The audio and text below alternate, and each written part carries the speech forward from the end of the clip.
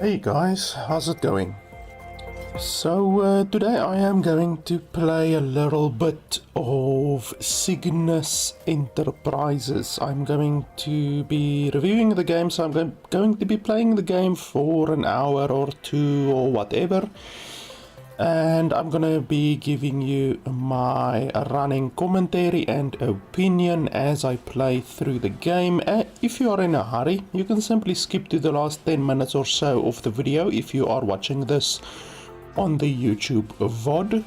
And in the last 10 minutes or so I will give you my quick, concise final opinion on the game and whether or not the game is worth $25, but otherwise you can just stay tuned and I will be playing the game and running through the game with you guys. I've never played the game before, so this is a first impressions review, and like I said, I will be giving you my opinion on the game as we play through the game. So the game is a ARPG. Looking at the screenshots, it looks like an ARPG, so it's kind of similar to Diablo, Path of Exile, Titan Quest, Grim Dawn, any of those games. I really like ARPG games, so this one might be good. I don't know, the screenshots look okay.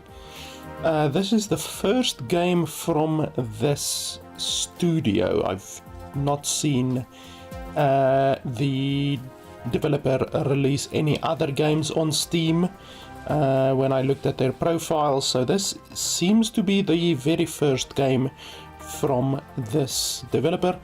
And the game used to be called Cygnus, but now it's called Cygnus Enterprises, so I don't know if the developer maybe got a little bit of flack for just having the name Cygnus. I don't know if there's another game or piece of software called Cygnus.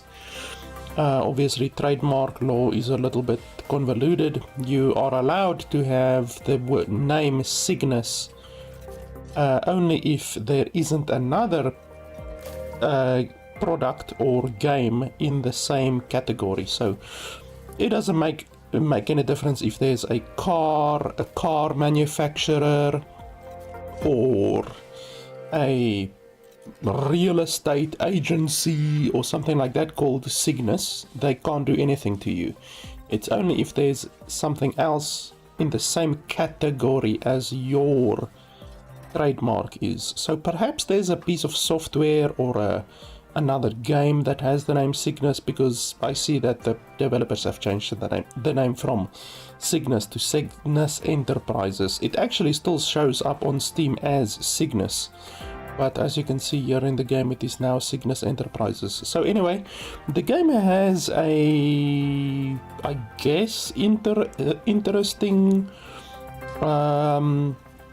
little thing where you can talk to NPCs inside the game. So if you go over here, this is something that I added recently. You go over here, then basically the game, you can talk through your microphone and you can talk to NPCs in the game, and it uses neural network algorithms to basically reply to what you say. It says AI, but there's nothing such as AI.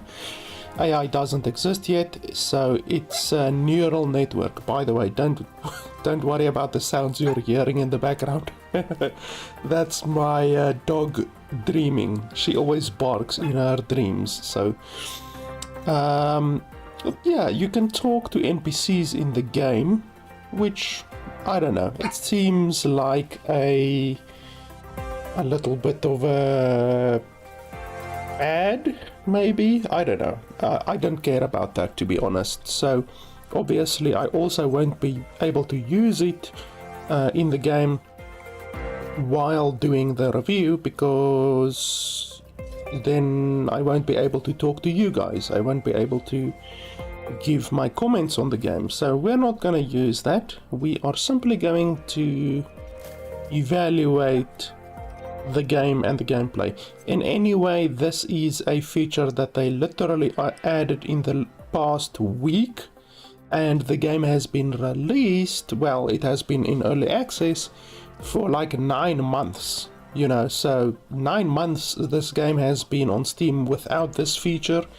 So we're gonna evaluate the game without this feature, but from what I read on the Steam page, you can basically talk to the NPCs. I don't know really what the point of that would be, to be completely honest with you, but anyway, it doesn't really matter. We are not gonna try that out.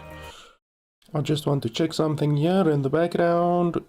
Okay, one thing that I don't like about the game is the fact that there's no mute audio when focus lost button. Usually you would like to see a button over here which says mute audio when focus lost, but there is no such button. So every time that you alt tab out of the game loses audio, which is not good, obviously.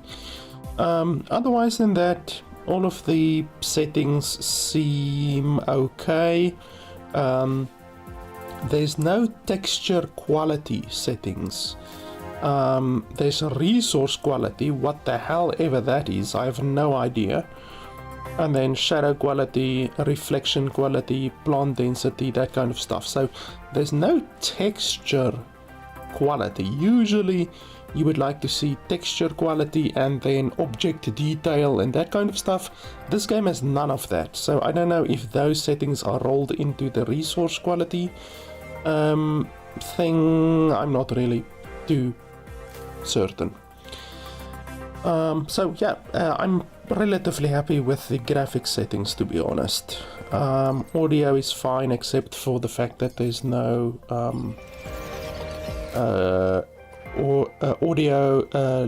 audio focus when lost button.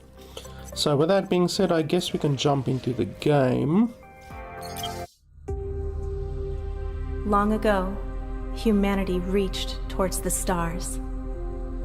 However, primitive technology meant the age of interstellar travel ended before it could begin.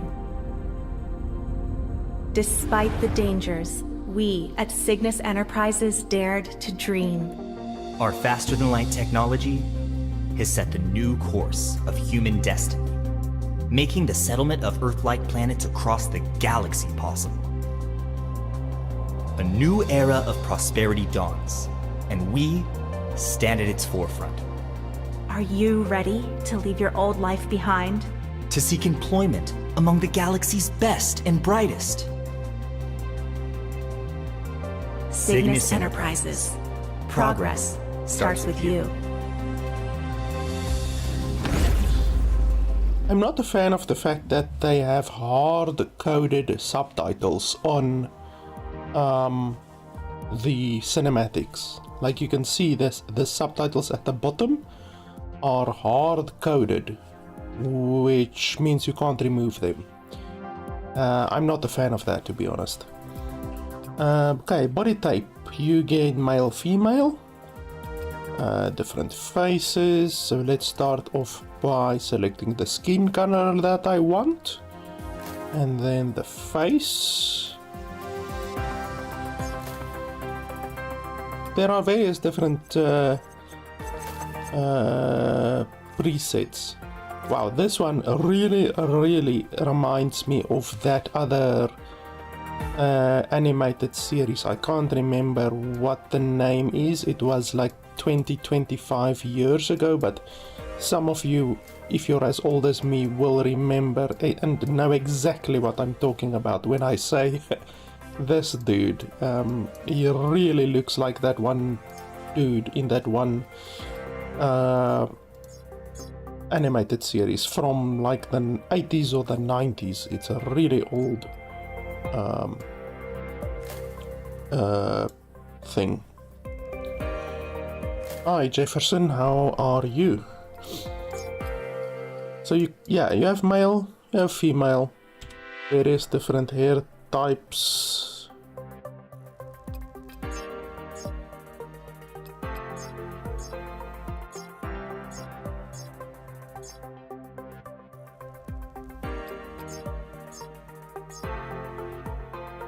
There's a nice amount of hair choices, not a huge amount, 14 different hairstyles, you know. Like what I would like to see is like a nice long hair, you know, long hair that even reaches to your chin, but you don't get any options like that, unfortunately. Like this one is almost like what I'm talking about, but even longer than that, but they don't have any of those. And then let's look at the females. The females have 16 different hair types.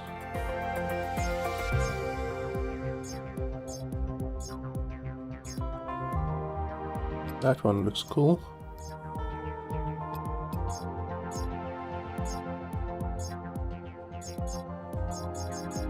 I think I'm gonna take...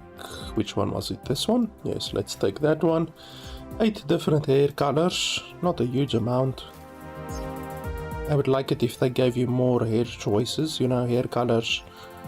Like I want to see neon green, neon red, neon purple, neon blue, you know, you don't see any of that. Like this is the type of color that I would like to see, but then blue, you know, like a shocking blue, shocking green, shocking yellow, you know, stuff like that. Let's go with pink, why not? Wow, that face looks really goofy.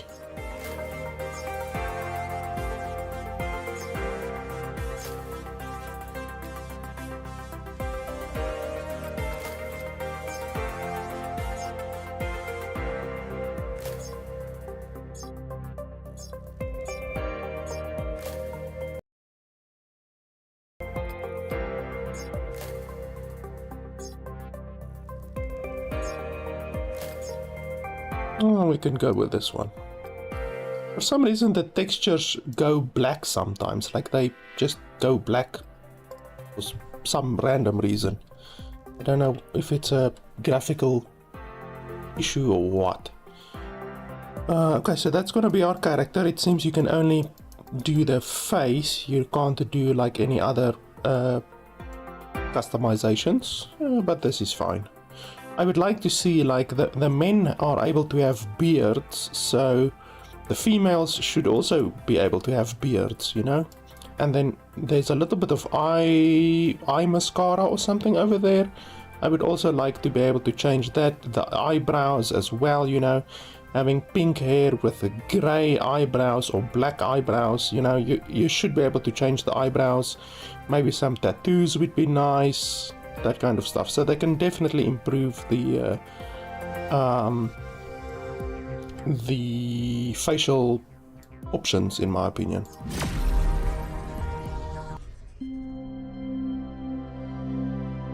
Congratulations on your first assignment, contractor. I will be your designated personal electronic assistant for this mission, or PIA for short.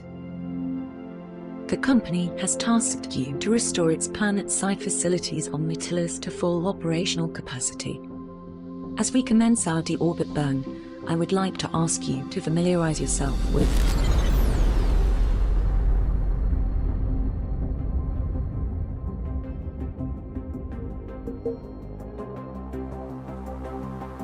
the cinematics are also very pixelated. It looks like they were probably recorded in 720p.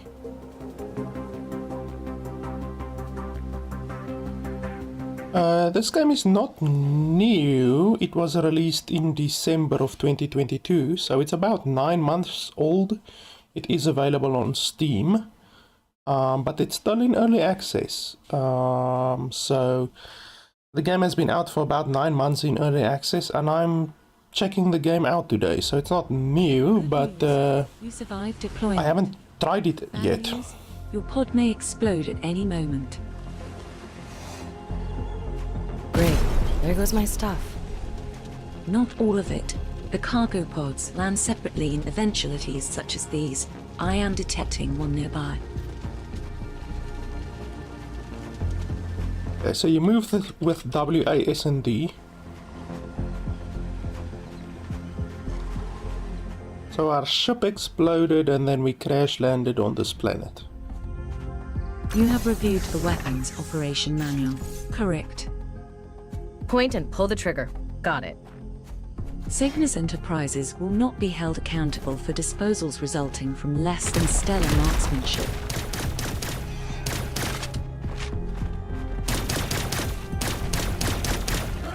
There's a lot of freezing happening there, stuttering and freezing. Maybe it was just that event over there where the rocks broke or something like that. Hopefully the game won't freeze and stutter like that constantly. Please proceed with caution. It would have been helpful if our drop pod managed to land in the base as programmed. I almost died in that crash. I will relay your feedback to Cygnus Enterprises. Thank you. Your opinion is important to us. Why didn't you warn me that opening the cargo might attract those things? The training dataset for personal electronic assistance does not include such outlier conditions. Adaptability to unexpected situations remains a human specialty for now.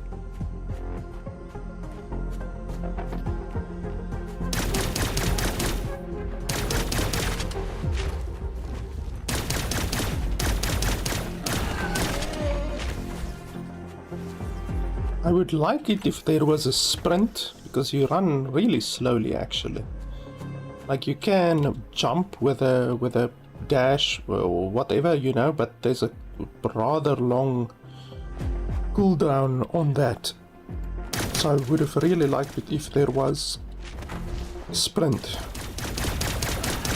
Holy hell, that thing stormed really quickly.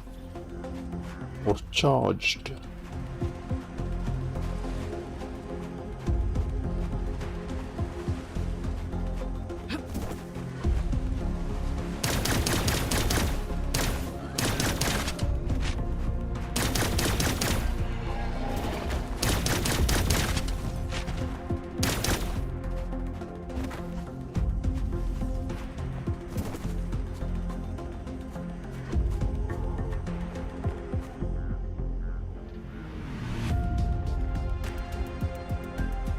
I don't want to go in there right now. I'm not finished exploring yet. I don't like that when they pull you out of an area when you haven't explored completely the whole area, you know? Where is everyone? Uncertain, according to the contract details, Cygnus Enterprises lost all communication with the space 6 months ago. Where should we start? Please locate the headquarters. From there, it may be possible to restore power to the base. You see, I can't even go back to where I was now. And what if there were some other loot and stuff over there? The console is dead. Initiating scan for replacement parts.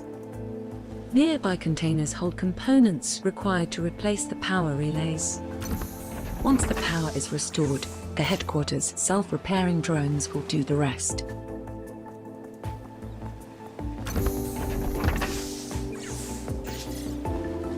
I saw on the screenshots on Steam that the game also has a building mechanic, so that's also pretty interesting that you can actually build a base in this game as well. You can like build a base and upgrade it.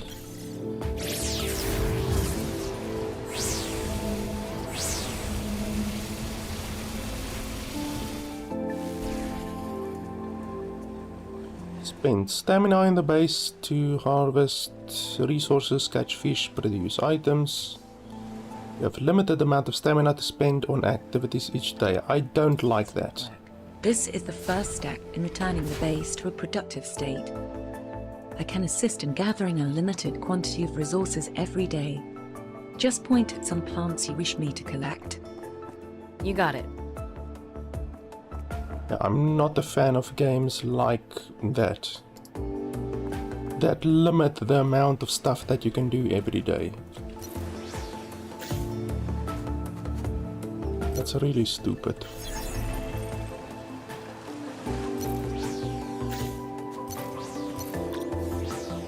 what are we going to do about the remaining buildings? As Cygnus Enterprises anticipated this eventuality, replacement power cores were part of your dispatch. Please consult the world map interface and find your way to the respective landing sites.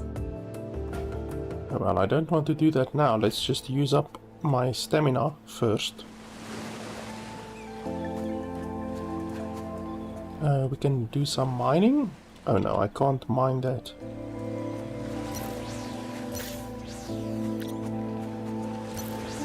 Oh, you can also get fruit.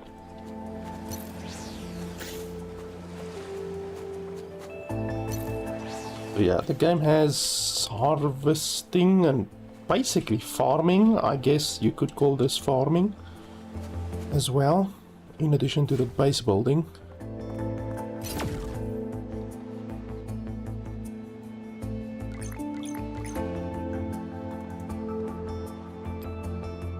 I recommended defense level 3 to 2.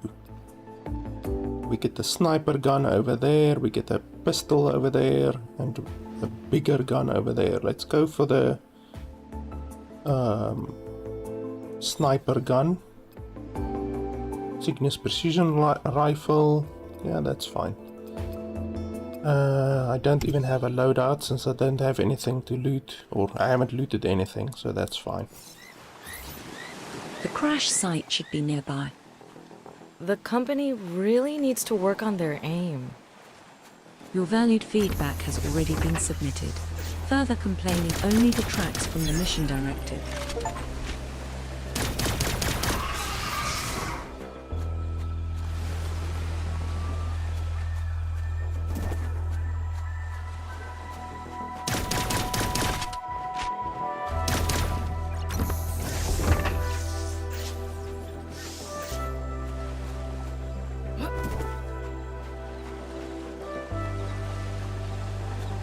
Can't go that direction.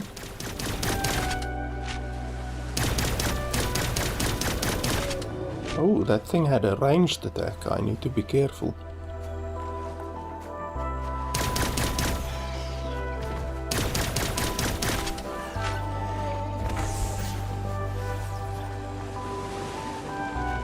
Never thought I'd be so relieved to spot flaming wreckage. Please hold this position while I extract a power core. Warning, the ensuing commotion may attract undesired attention.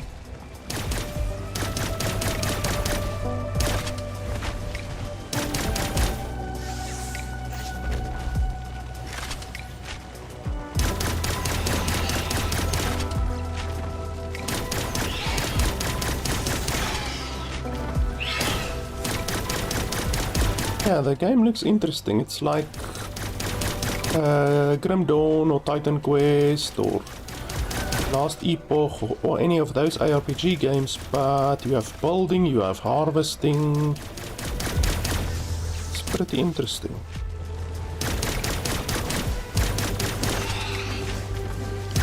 You don't get a lot of these types of games that have Payload retrieved. this Let's initiate our kind of mixture of Lost you back there, buddy. Your concern is game mechanics. After all, any damage to my unit may be deducted from your pay.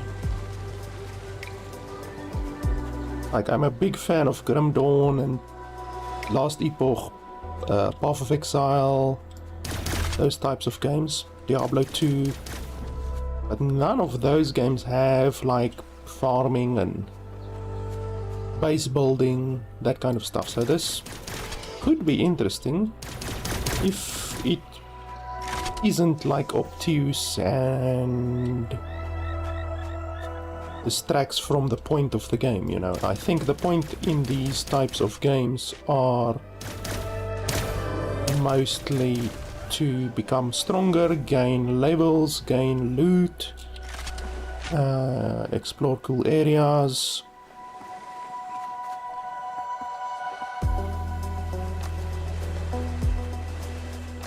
Yeah, I'm not sure what this game, like, if you mean what this game was called previously, or the theme of the game. The theme of the game, I guess, can be called the cyberpunk type thing, even though it's just like a futuristic, like you have robots, you have laser weapons, you know, it's like just a futuristic theme.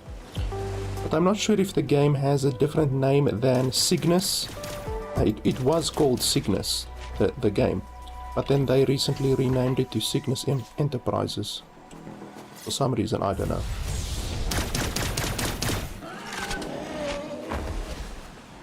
It would be cool if there was a map, but like literally I'm pressing M, I'm pressing tab, I don't see a map anywhere. I'm assuming the game doesn't have a map.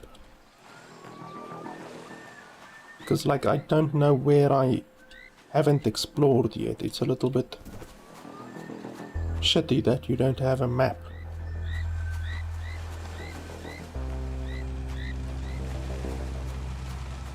Yeah, it's possible that the game was called something differently, because sometimes they release a game on like Kickstarter and stuff like that, and yeah, I've played many games that have different names throughout the development process.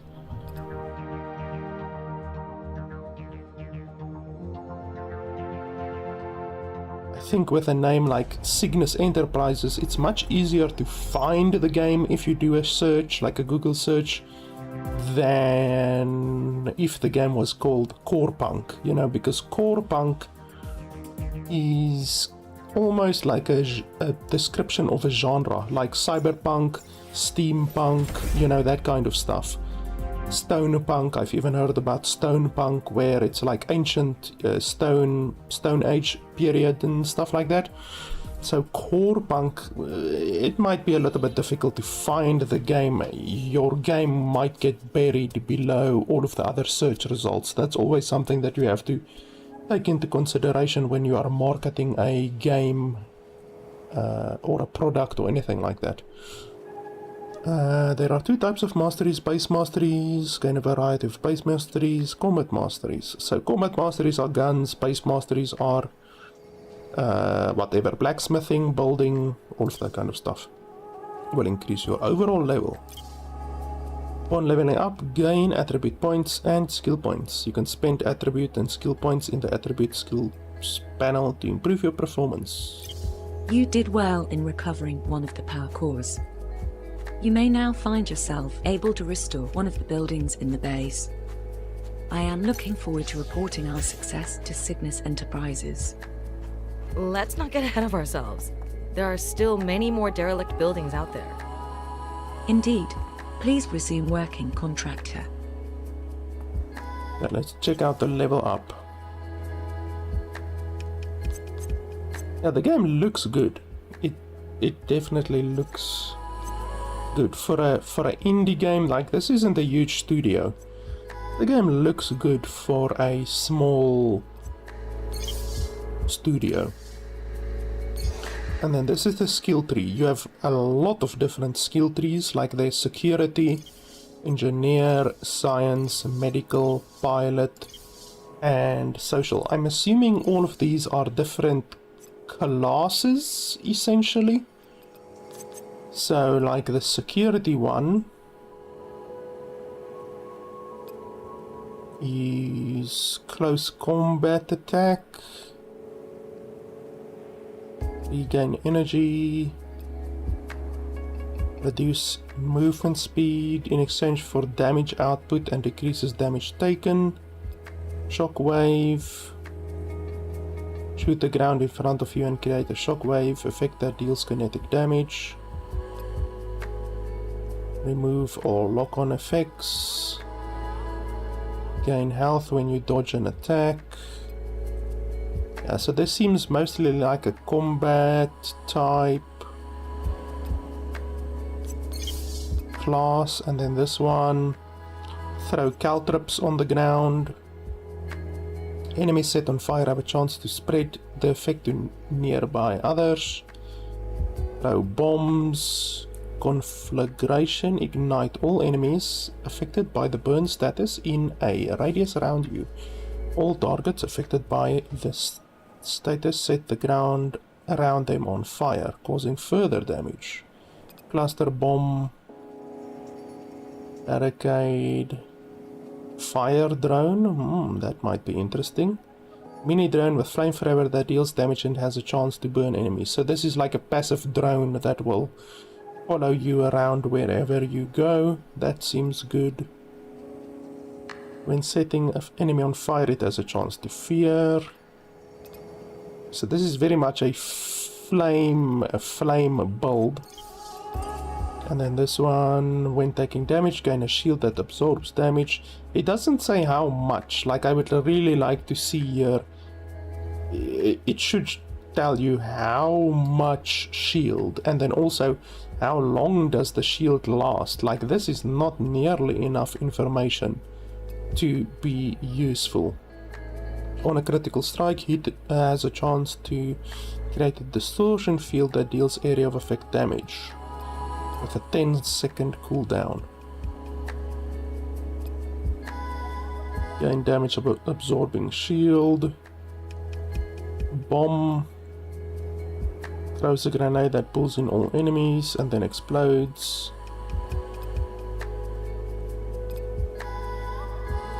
There's quite a big variation between the different classes. I like that.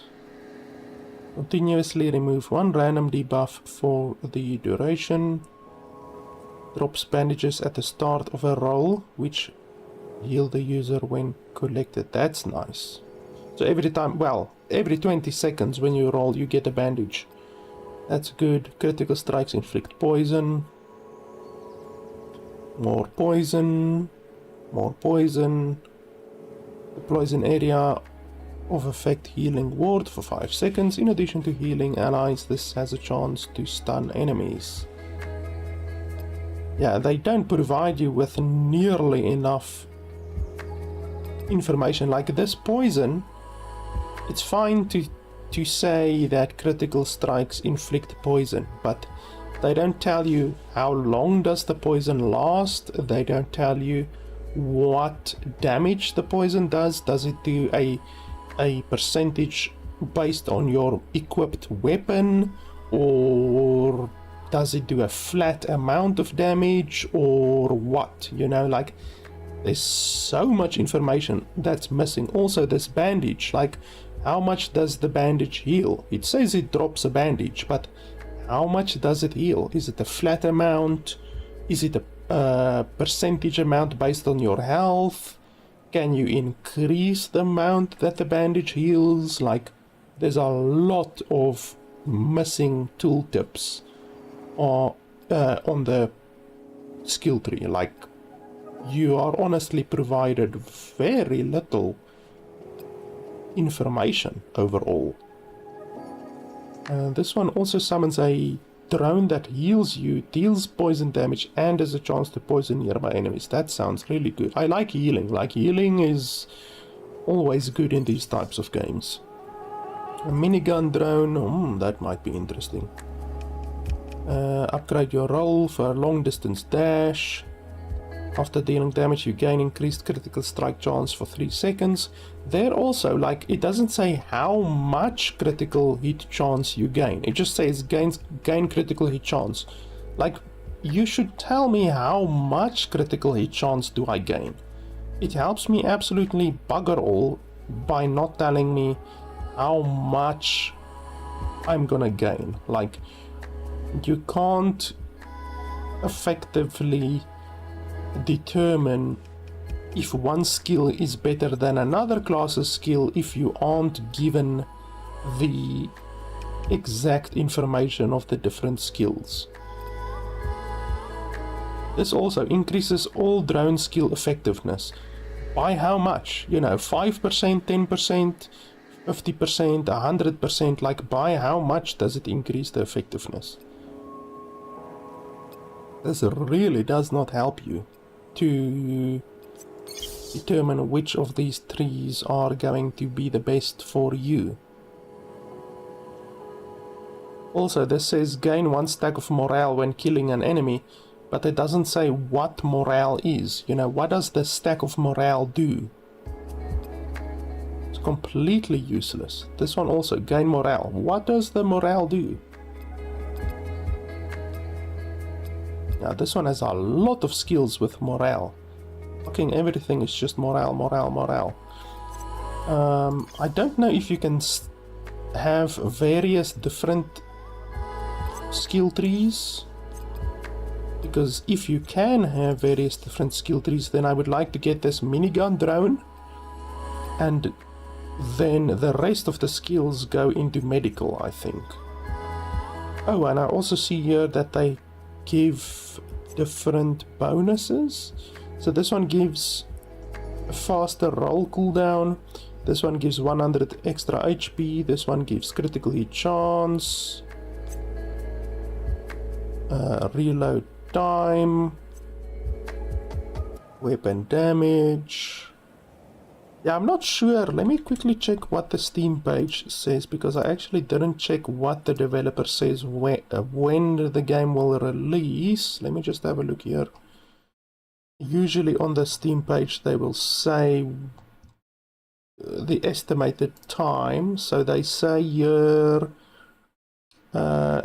we expect to remain in early access for approximately 6 months. Okay, so that was literally 9 months ago. So in December 2022 the developer said they expect to remain in early access for 6 months, and it's now already been 9 months. So clearly the developer is still adding more stuff than what they were planning to add, or they are simply behind schedule. That's also a possibility.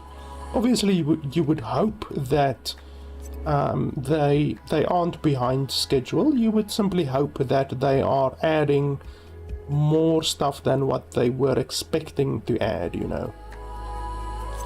I don't know if I can do multiple skills, because I definitely want this. Deal damage and remove it random, blah blah blah. So I'm definitely gonna take this one. And then how do you use it? Loadout. Ah, okay, over here. So then you put first aid over there. Okay, so we have first aid over there. And then I want to see if you can also use another skill.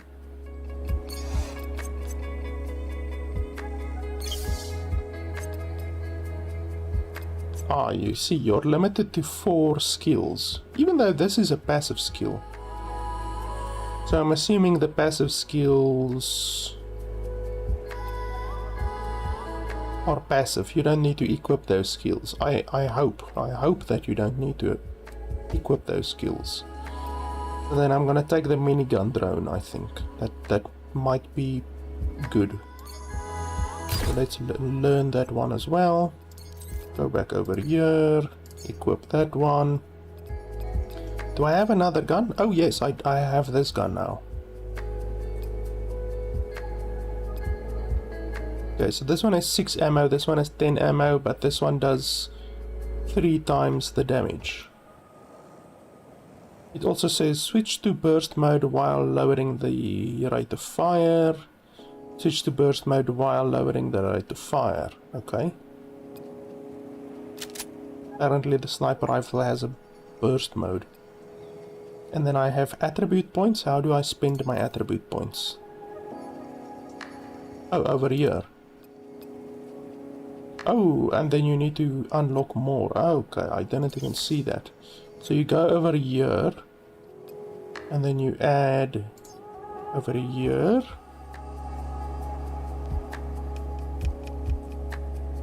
Yeah, I would also rather prefer that the developer release a good game than a game that they just rushed through because whatever, you know, like even if they're getting shit on by the community, you know, like the developer should just focus on releasing a good game. The developer shouldn't care about what the community, like, the community doesn't fucking matter. Just release a good game. That's all you as a developer needs to focus on. You need to make the best game that you possibly can, and if that means that you have to delay the game for 5 months, 6 months, whatever, just fucking delay it, you know.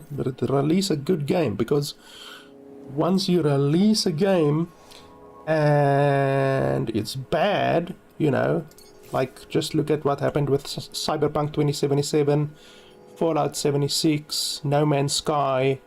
All of those games were really bad when they released, and their scores and the reviews and the opinions of the company as a whole really suffered because of it, because they released a unfinished piece of crap.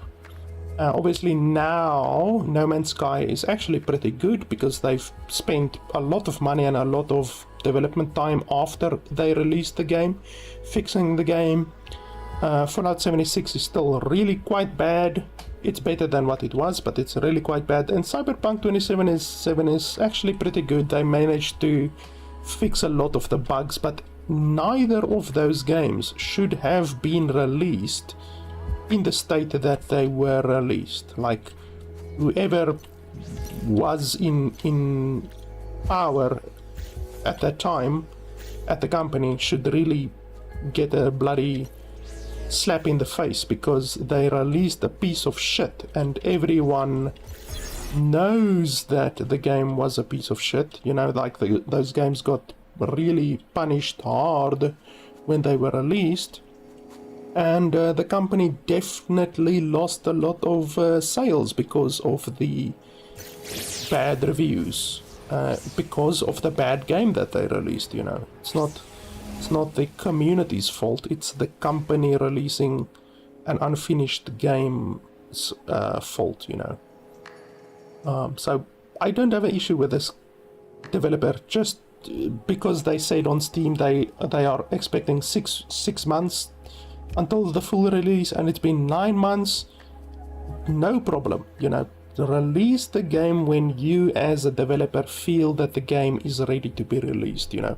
There are some games that I have in my Steam library that have been in early access for like literally 8 years, 9 years, you know. Like, it's really just complete the game, get it to the point where you want the game to be as a developer, and then release the game. Don't care about what the community says, you know. When you release a good community, when you release a good game, the community will realize, you know, okay, this is a fucking good game.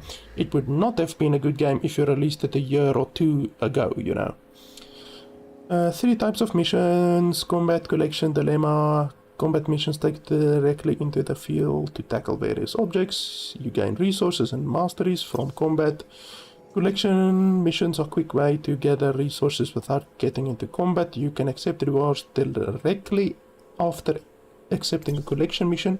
Dilemma missions provide you with several choices to pick in response to events on the world map. Depending on the choice you make, you may gain or lose resources, credits, employee happiness, or equipment. This place looks advanced. What can you make of it, Pia? This tower constantly monitors the environment and notifies the crew when it detects anything abnormal. Let me synchronize with these computers. Something of interest. There are records of an old missed delivery of supplies. Perhaps we can check out the site. Yeah, I really don't think people should pre-order. Diablo 4 is a very good example of that. Diablo 4 firstly had really terrible server issues when the game released.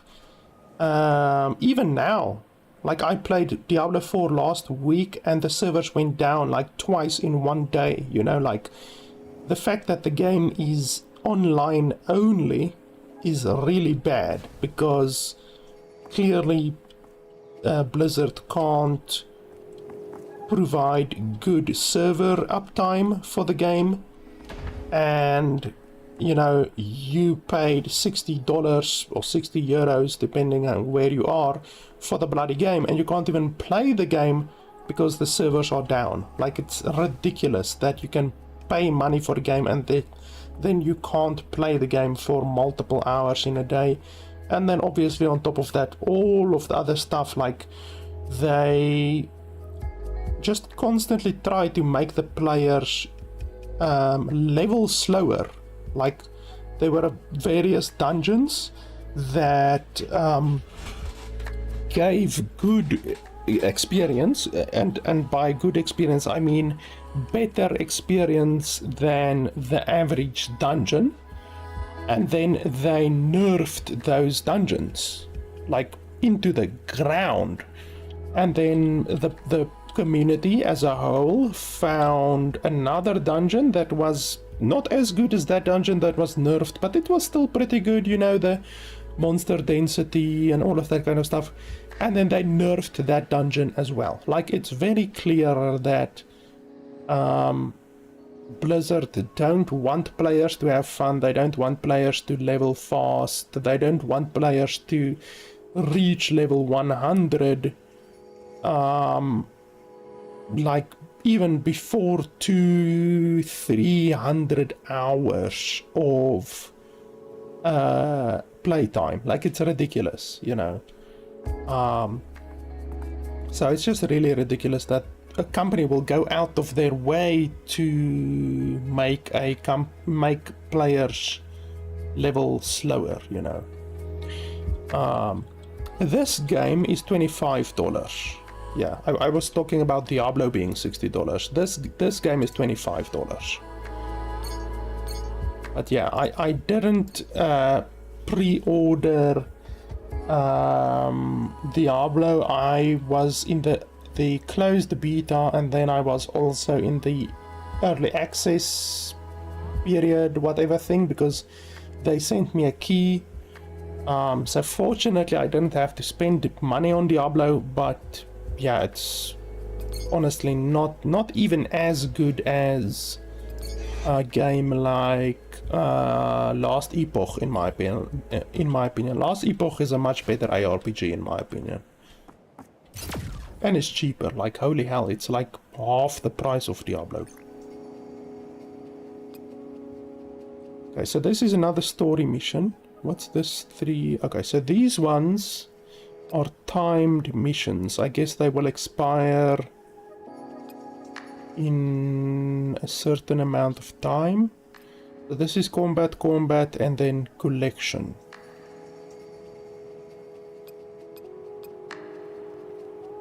Let's do the dilemma.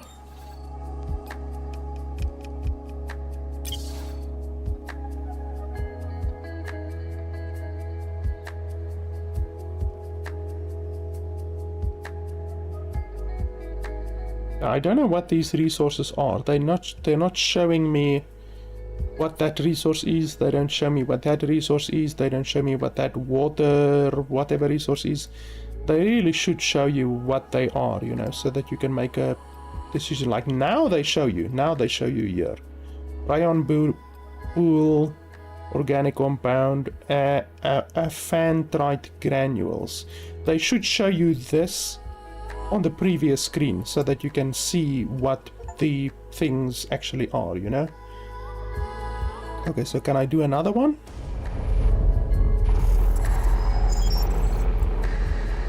Oh, so now it's the next day.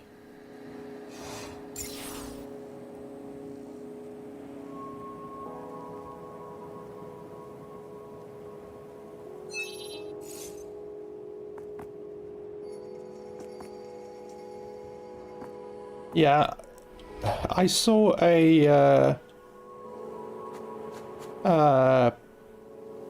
post on Twitter from one of the previous developers of Diablo. I can't remember what his name was, but he's one of the old developers of Diablo, and obviously he worked for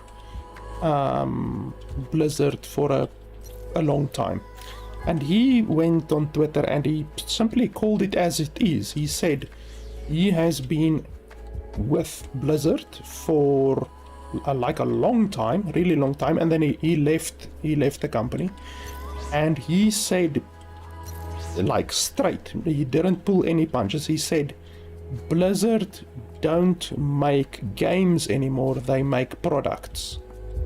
They just make products, they don't make games anymore.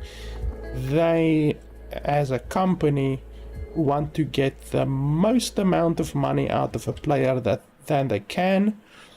And he just went on to say, like, all of the different things, like the campfires, the campfire chats that the developers hold. They can't say certain things. They have a set amount of stuff and that they can say, and their only goal there on the campfire chats is to show new features and talk about the new features. Like, if you watch on Twitch, I remember the campfire stream was on Twitch, the amount of comments in the Twitch chat that repeatedly said more stash tabs, give us a gem tab, all of that kind of stuff, you know, stuff that the players actually want, you know, the community is literally repeatedly asking for those features, and they just completely ignore it, you know, like, it's really, the developers, their hands are tied because their job is not to make the game better.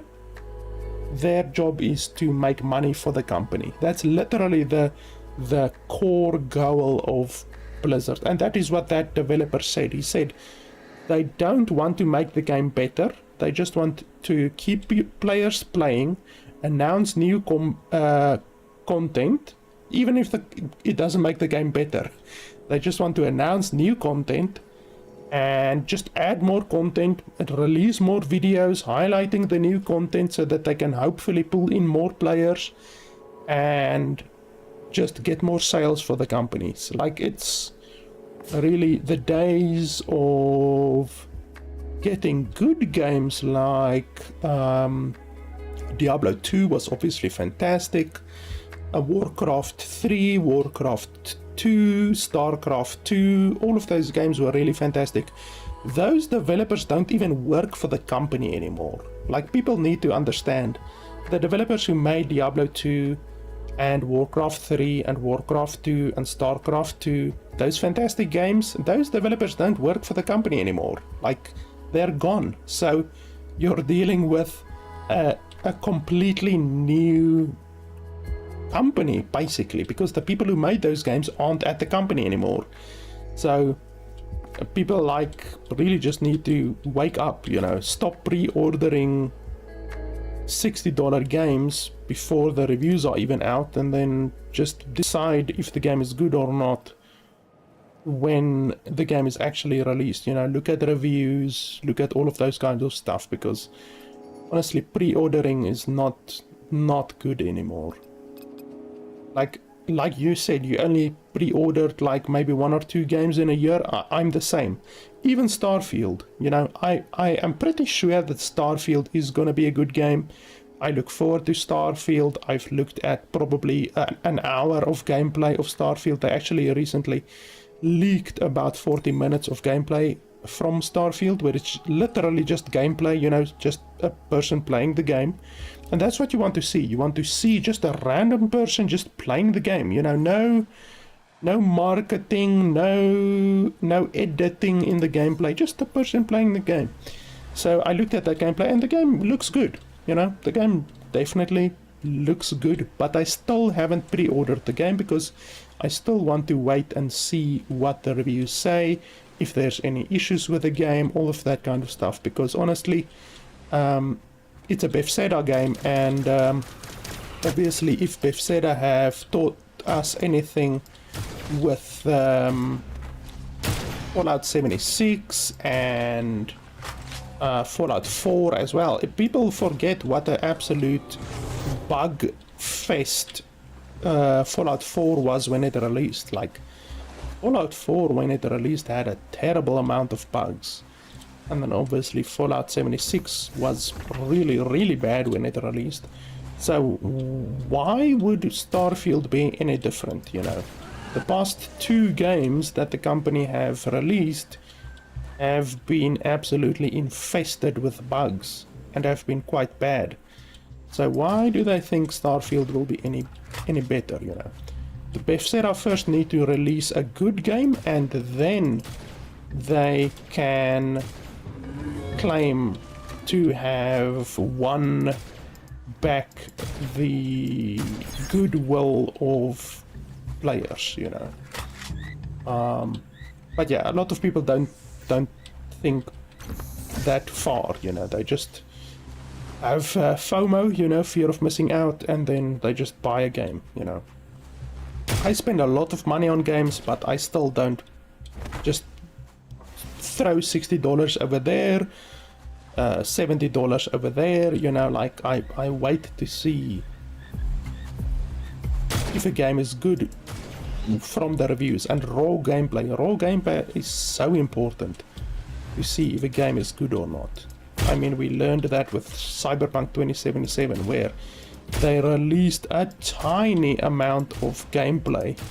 Like, I think in total they released maybe like 30 minutes of gameplay for Cyberpunk 2077 in total before the game was released.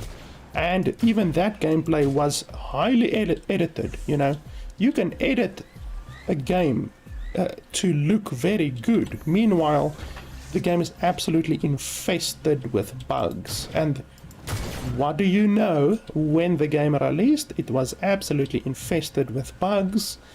And then people like requested so many refunds. I remember people requested so many refunds from Cyberpunk 2077 that they literally said that they can't process the refunds fast enough. They said on Steam, the people are requesting too many refunds. They can't refund them fast enough. That's how many bloody refunds people on Steam requested. But they did make up for it. Cyberpunk 2077 is now pretty playable.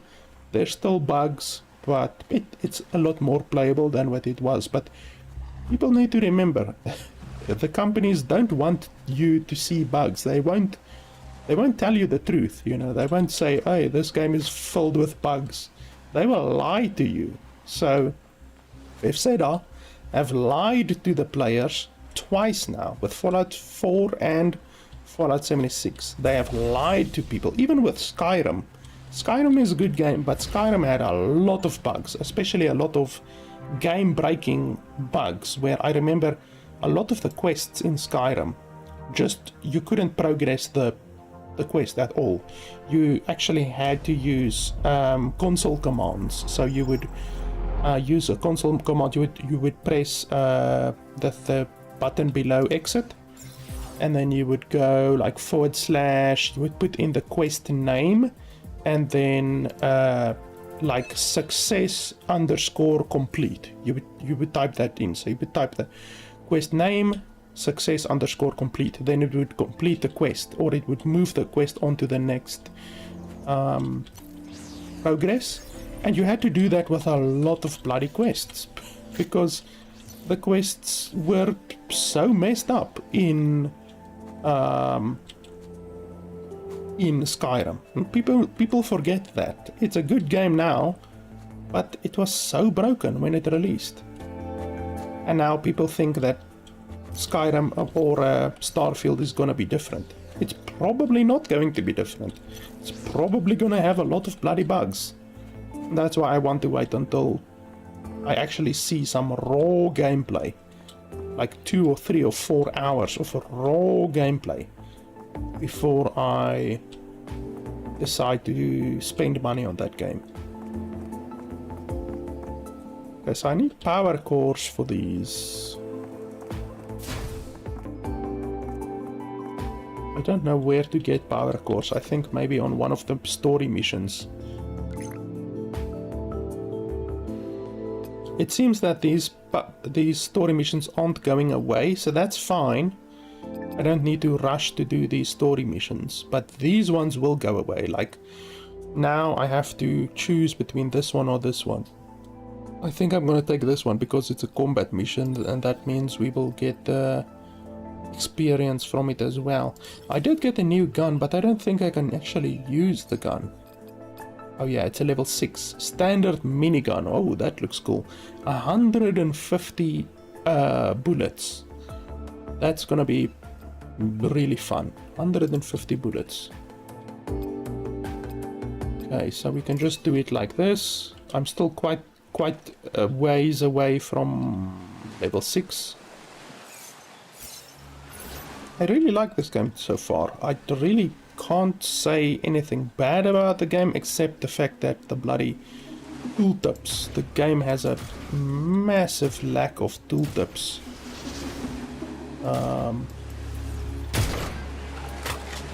But otherwise I'm actually enjoying the game. No bugs or anything like that so far. This gun is really cool because it shoots through all of the enemies, so it literally pierces the enemies.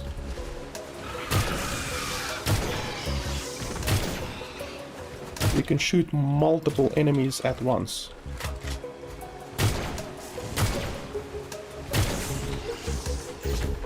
Yeah, that was easy.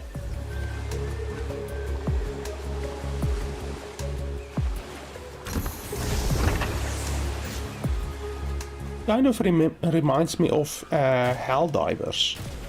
Helldivers is also a game like this. It's like a twin stick shooter. That game is actually bloody good, but it's sad that they stopped updating Helldivers. They stopped releasing updates for the game. It's really one of the best twin stick shooter games on the market, in my opinion.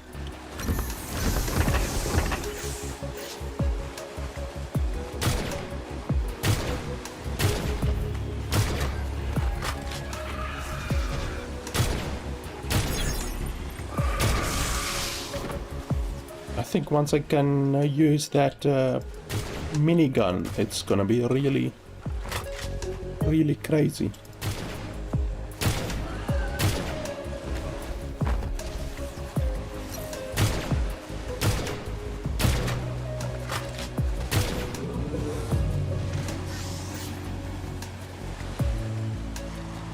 Okay, so here's gonna come more enemies. Oh, they're coming from the right side and the left side.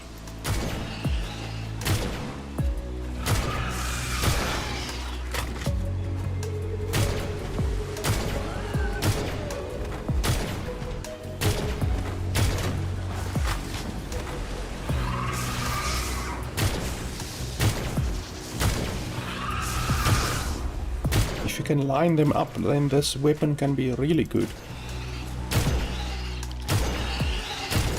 Doesn't do a lot of damage, but if you line them up, then you can get 2, 3, even 4 hits in. Okay, did I get a power core? I didn't even see if I got a power core.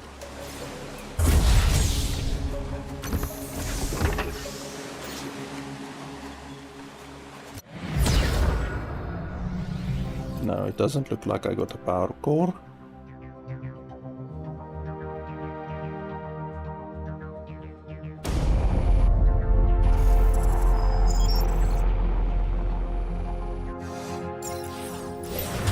And we level up.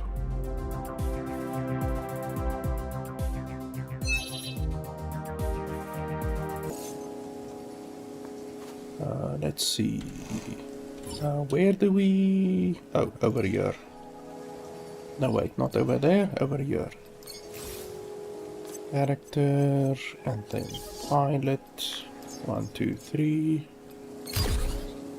So you have to spend points on this bar over here in order to unlock the next skills over here.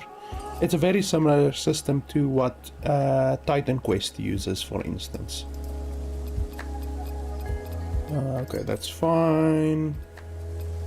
I have that gun, and then I also have this pistol, but both of these are level 6. That one and this one is level 6. It's weird that they're giving me level 6 items when I'm only level 2, but anyway. And then I need to spend my stamina again. You always need to remember to spend your stamina in this game, because you pass the days very quickly. Like after each mission, it's a new day.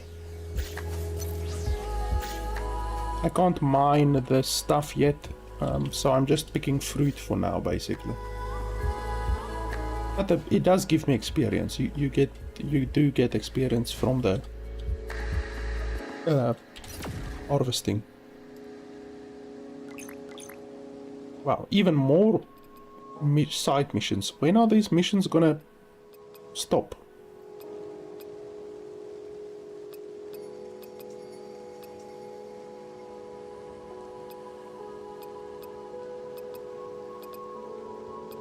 Let's do a story mission. I'm not sure if when you do a story mission, if the time progresses. I'm not really sure. Let's do this one. I'm picking up on a large biosignal reading near the cargo landing site. Remain vigilant, contractor.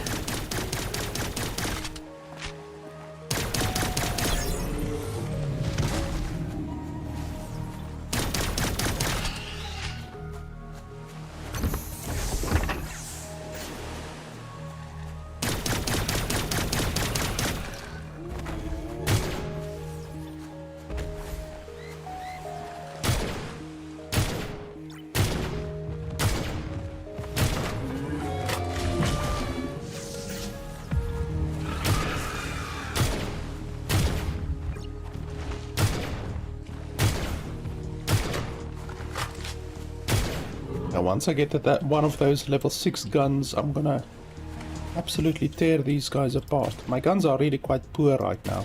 Our power core has fallen into a pack of charging creatures. Dispatch them before proceeding.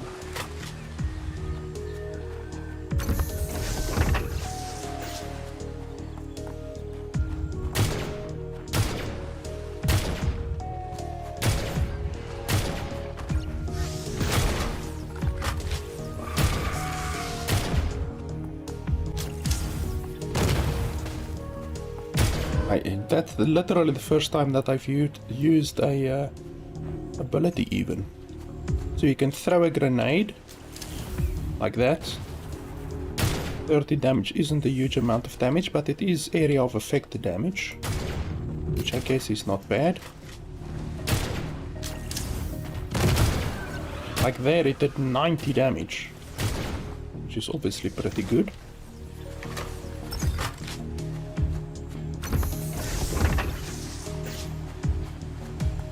And then this one heals some damage, and that one is a charge attack.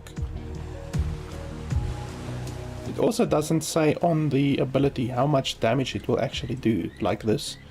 Energy bomb, it doesn't say how much damage it will do, which sucks.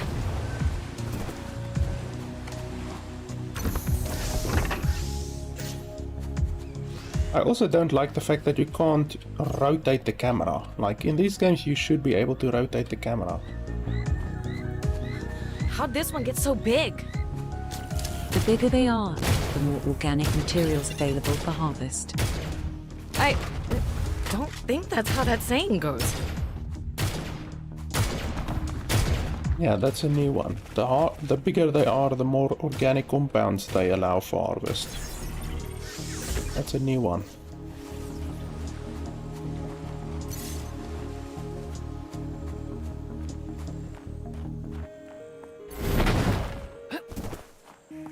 I just want to check here at the bottom.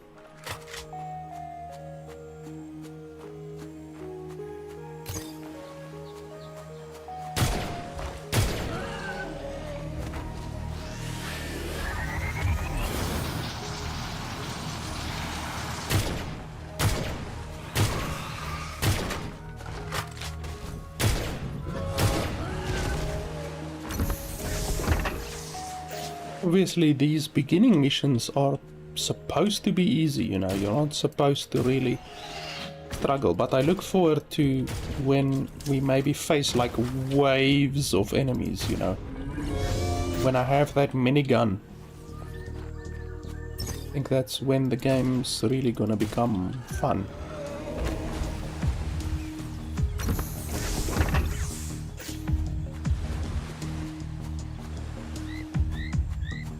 That seems pretty much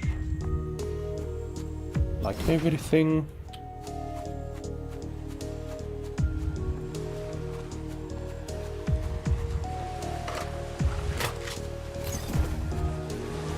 The tutorial also didn't tell me anything about the right click. It seems like when you hold the right click, you activate like an ability, which the game didn't tell me anything about. And then with this one, when you hold the right click, you do like a burst attack. So each gun also seems to have a ability. Okay, does this progress the time or not? I think it probably does. Yeah, it looks like it. So the story missions also progress time. We should be able to get that one ability now. In the handbook you can review blah blah blah. I must say I am highly satisfied with our performance as a team contractor. I am glad you are highly satisfied.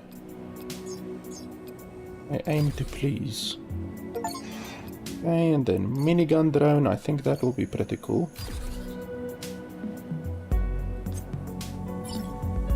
Oh, does that mean I get a bonus? No, the flattery was my attempt to raise your motivation at zero monetary expense. If you prefer a more tangible boon for your efforts, however, you should attempt to activate another building. Yeah, let's do this one. I think with this one we should be able to mine, maybe, hopefully. Recycling decrepit items allows us to recover some of their value. Have a walk around the base and see if you can find any scrap to recycle.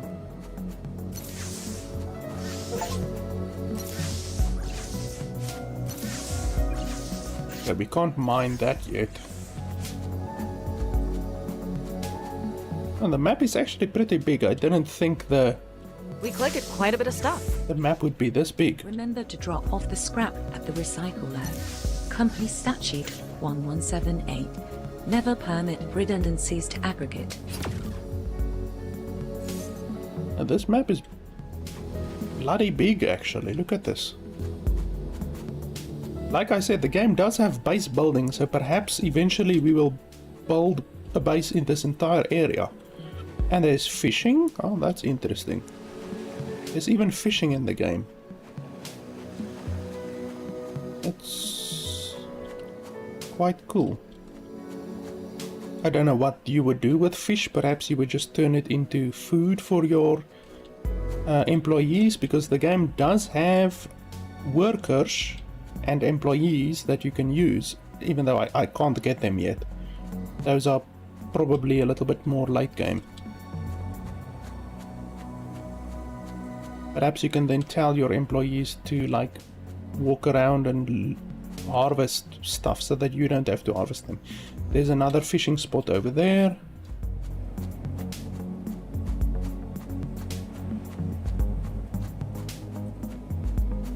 I'm just looking for more stuff on the ground, because there will definitely be more stuff on the ground, because I saw more stuff on the ground. Okay, recycle. What do you want? Just like anything or what? What do I just click, click, click?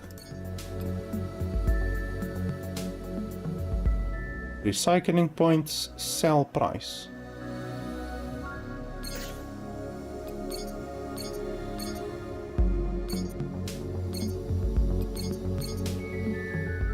Okay, so it recycles a limited amount of stuff each day. So you have to go to the next day before you can recycle them completely.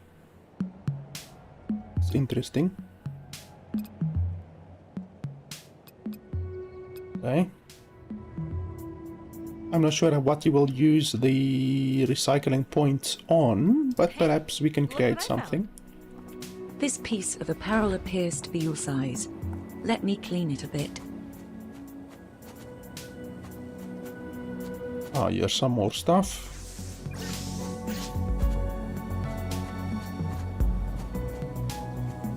And then we can also loot some more fruit and stuff.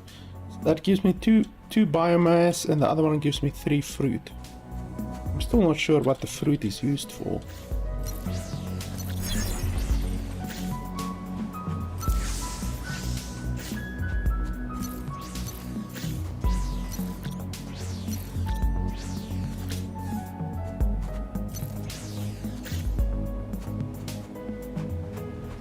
Ah, here's some more stuff and a chest.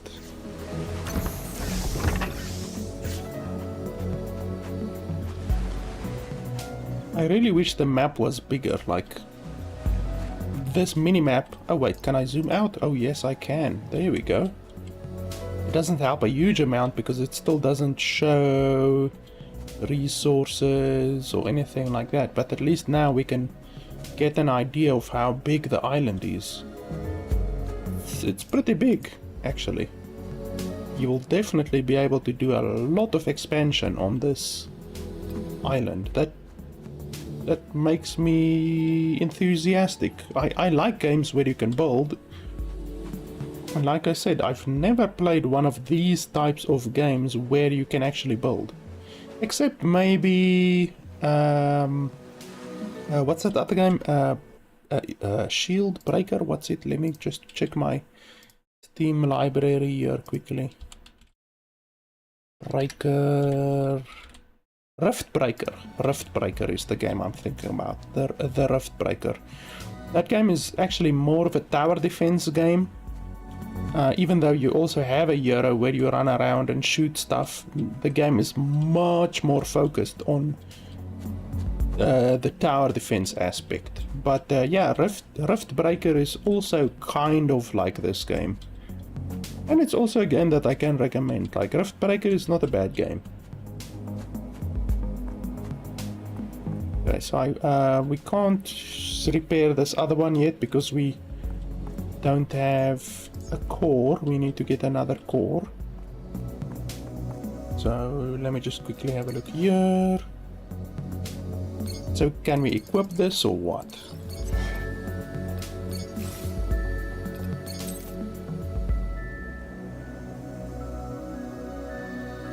Yeah, I played Spellforce 1 and 2 long time ago. Spellforce 2 was really good. And then Spellforce 3 was just so bad. Like, I did not enjoy Spellforce 3 at all. But yeah, Spellforce 1, Spellforce 2, very good. I remember Spellforce 2 was particularly good. Even though the game didn't get good reviews, I really enjoyed the game.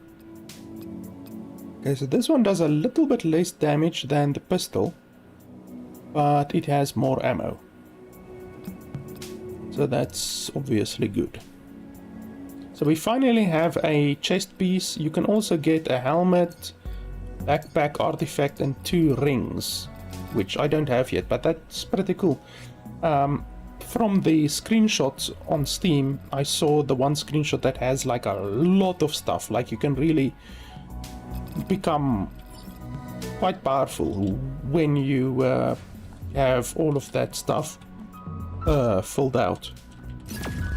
Like rings and armor and helmet and all of that kind of stuff. Okay, so yeah, that we are now 100% certain that the time does indeed progress when you do these other missions.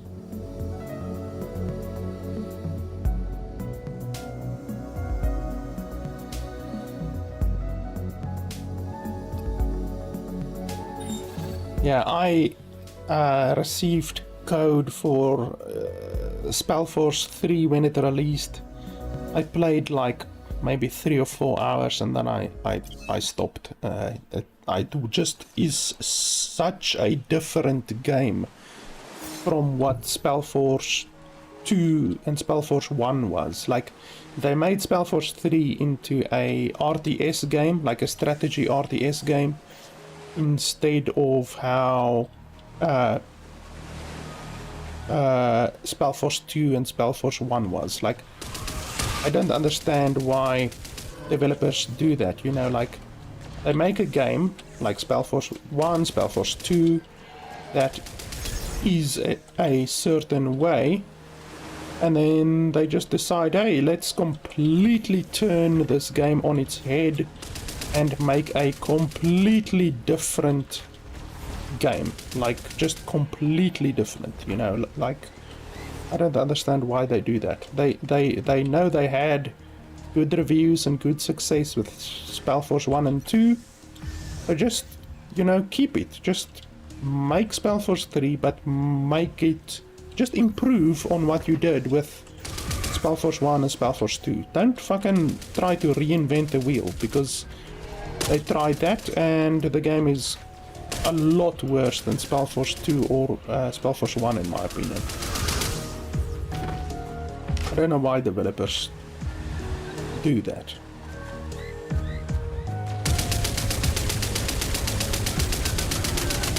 This automatic rifle is just absolutely chewing them up. I really look forward to becoming level 6 and then having that minigun. That minigun is gonna be cool.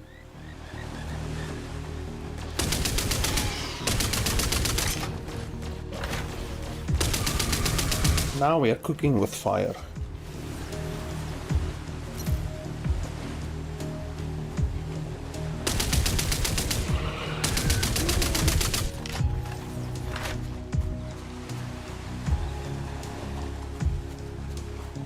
Like, if you talk about something like Fallout Tactics, obviously there's a very, very big difference between how Fallout Tactics was and Fallout New Vegas or Fallout 3, you know.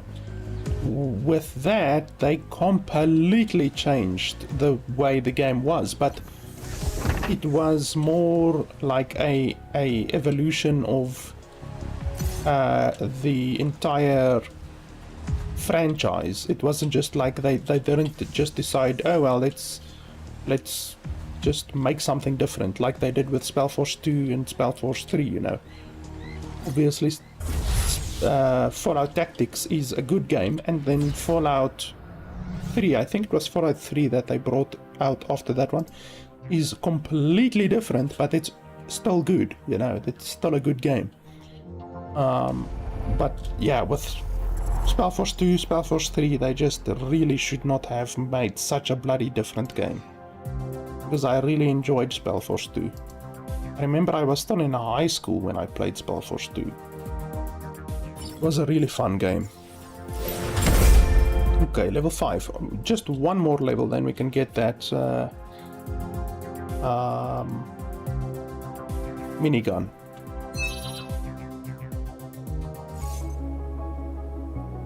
And then we need to harvest more stuff. Hey, I have one more stamina now. I didn't even notice that. One more stamina.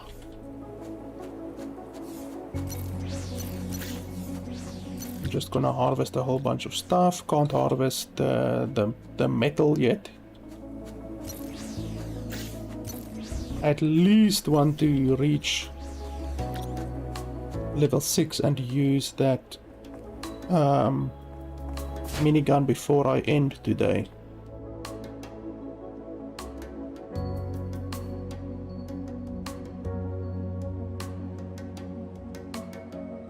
Thanks a lot for hanging out. I always appreciate having a like-minded person to chat to. Have a nice day.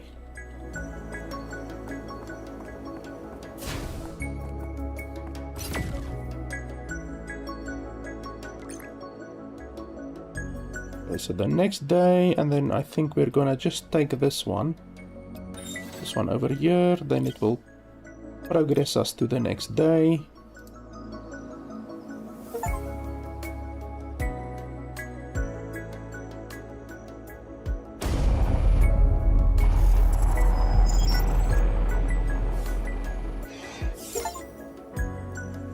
Okay, recycling is done apparently.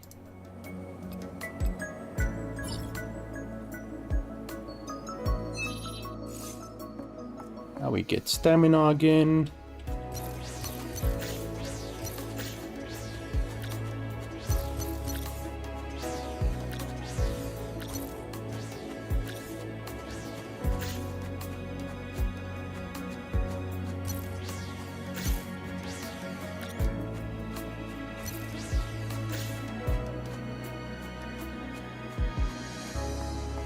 Then we need to get a power core for that place.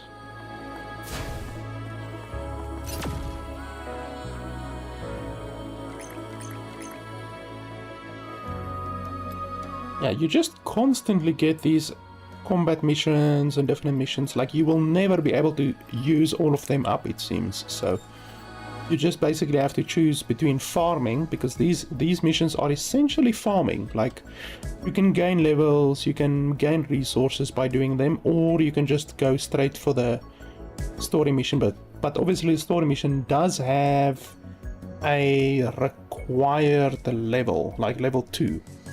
But I'm pretty much past that already. The pod in this area has fractured upon impact. Let's see if we can find any fragments of the power core among the remaining debris. Why did they attack us this time? Some organisms hoard objects to impress each other. As a human, you should empathize with such an urge. Wow, this right-click attack is really cool. It like ricochets off of the enemies when I right-click. Like bounces between them. It shoots slowly, but in groups it will be really good.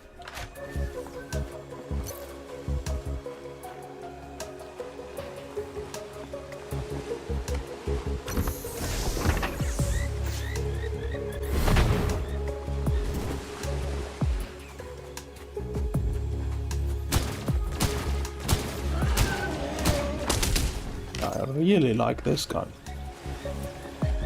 It just doesn't add up. Our cargo serves no purpose to these animals. A deep curiosity is not a trait exclusive to human beings. 4 pieces should be sufficient for a power core reconstruction.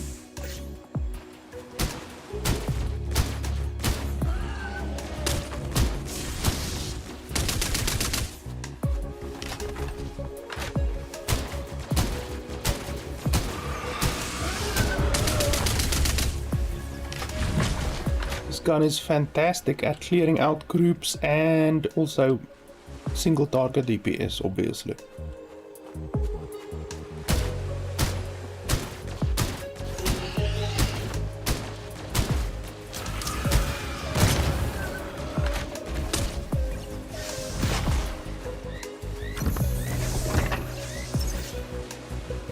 And I like this passive little flying bot that I have now.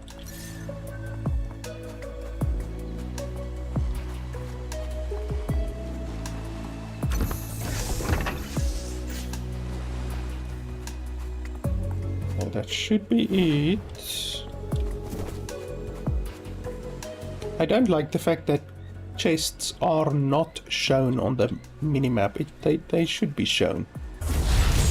Because it's so easy to miss them if you don't run around like a headless chicken.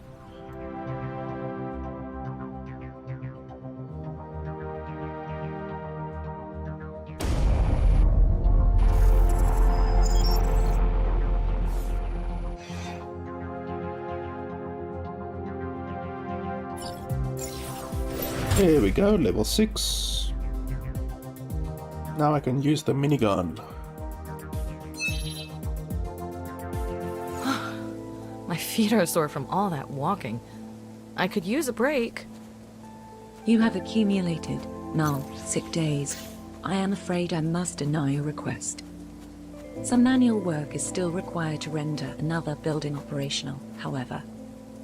Let me guess. My manual work. You guessed correctly. We're definitely, I think, gonna switch from the precision rifle to the minigun. And then this one will also be pretty good, but it only has 6 bullets. So I wonder. Minigun, obviously we're gonna use, and then this one.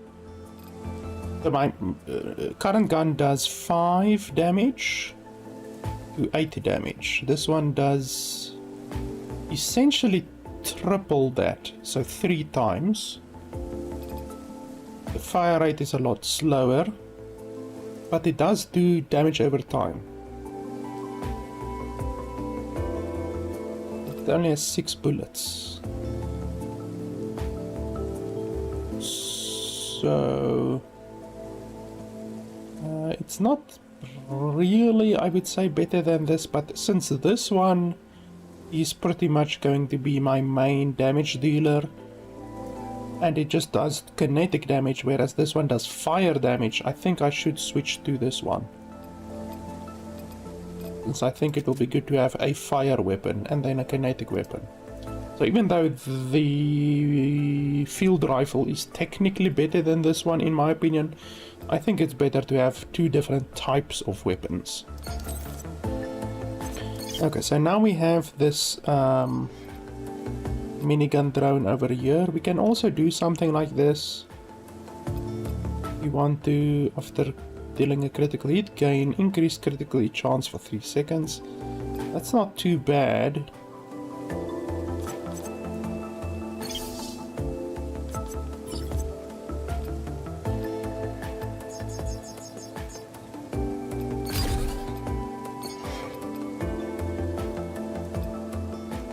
Drop bandages at the start of a roll. Critical hits inflict poison.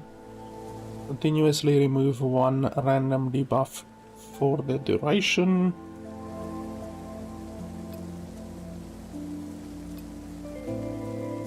I think let's go for this one. It will add a fair amount of more damage, I think. We can do that. Poison will be good. How much critical hit chance do I even have? 1%. Holy hell, okay. 1% is definitely not a good amount, but okay.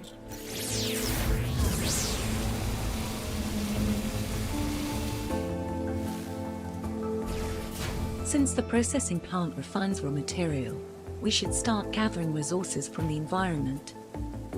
Have a look to see if you can find any ore-bearing rocks around the base. I can collect them for you. Oh, so now I can finally do rocks. I can't do these yet for some reason, but I can do rocks.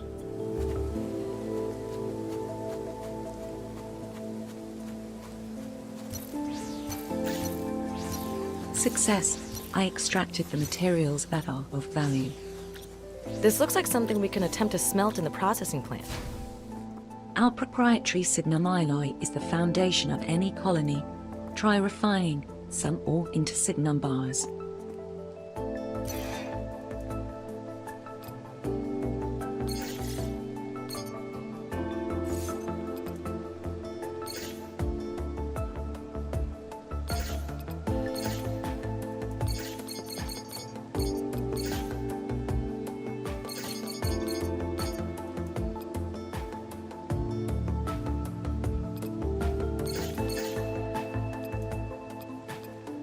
Found this safety helmet while clearing out the plant's machine area. I thought it would fit you. Huh. Thanks, Pia. I'm sure it will come in handy.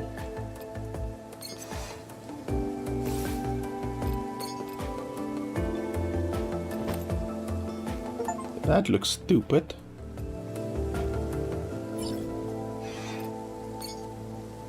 There is a setting here to hide the helmet, so we will definitely do that. Because that time helmet looks really stupid.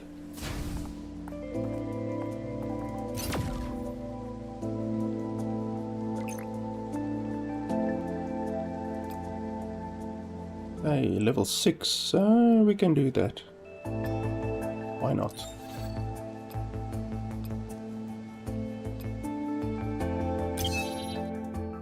And try out our minigun and our new fire pistol.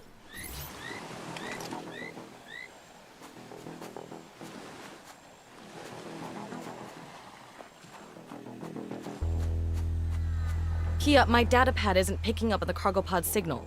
Give me a quick sweep of the perimeter. I've received no trace of the cargo pod upon initial scan. Keep searching. I'll cover you. Okay, so those are poisonous.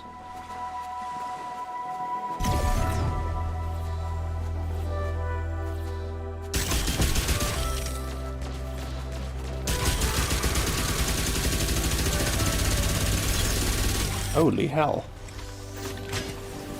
Okay, I'm in love with this minigun.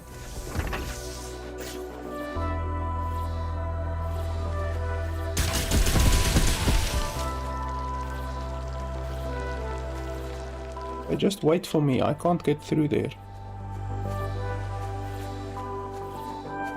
First I have to clear the area.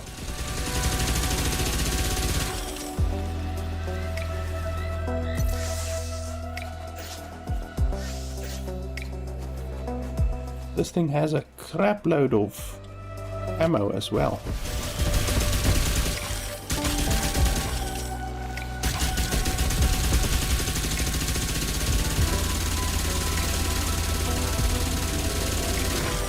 This thing is insane.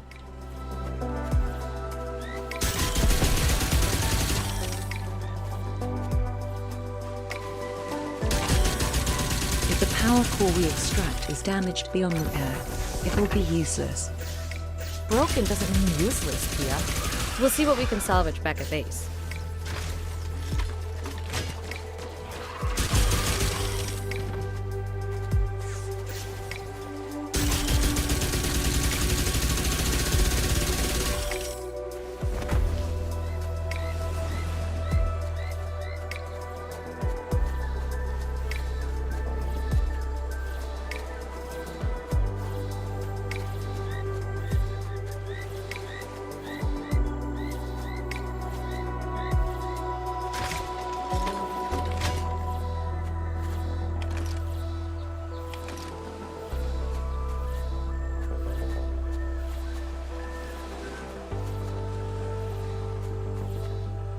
Come on, why are you so slow? Why do they always make escort missions such a pain in the nutsack?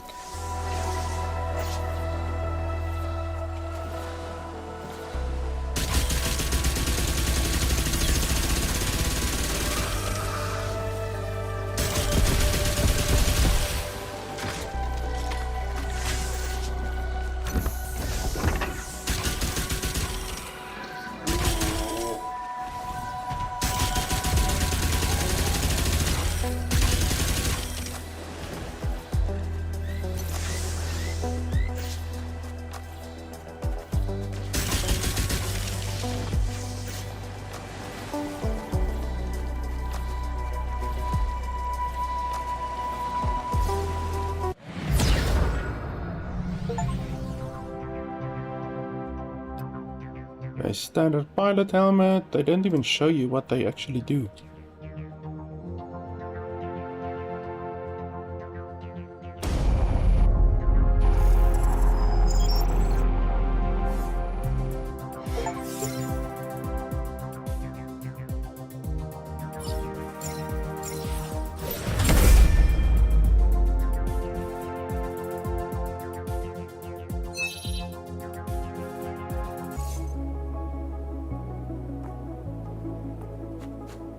Then I can also mine some stuff quickly.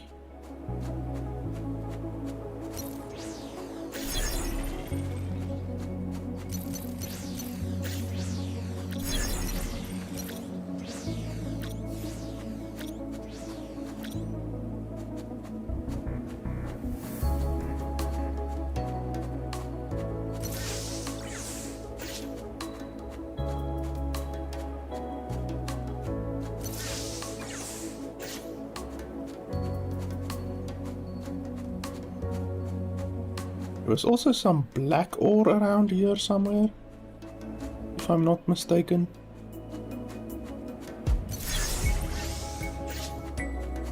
But I'm not sure if I can harvest that.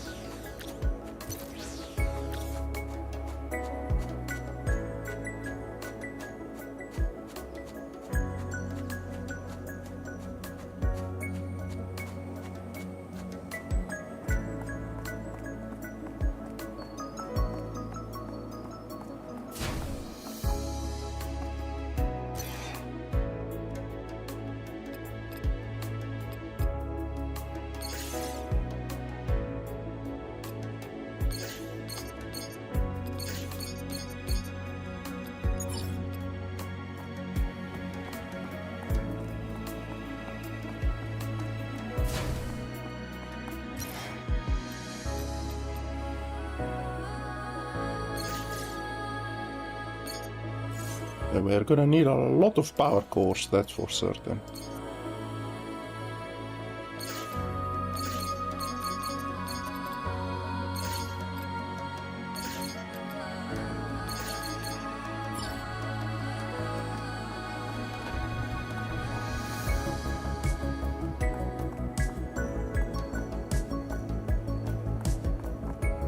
I don't have a power core for that one yet.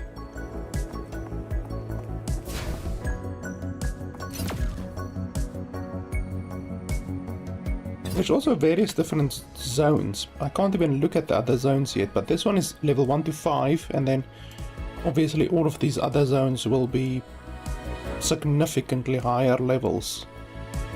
There's an entire new continent over there, and then this place over here. There's even one over there. The map is pretty big. There's another one over there.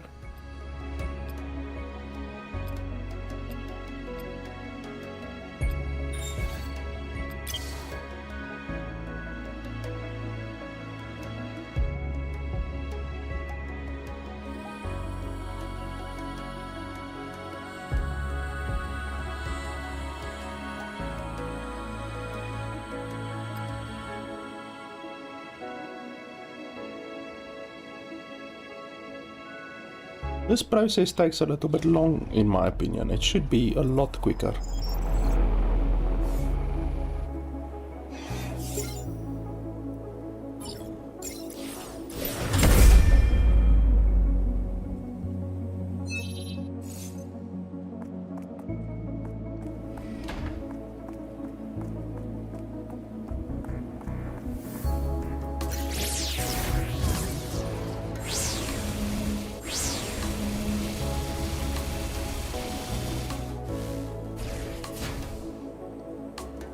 Base generation, battery and base consumption determine the efficiency of electricity. You can view the electricity status in the top right corner of the interface.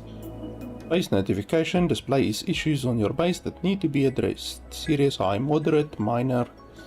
Check the base notifications every day. Why isn't this working? The main grid is experiencing undervolt. The headquarters cannot supply sufficient energy to power all of the buildings. What can we do to fix this?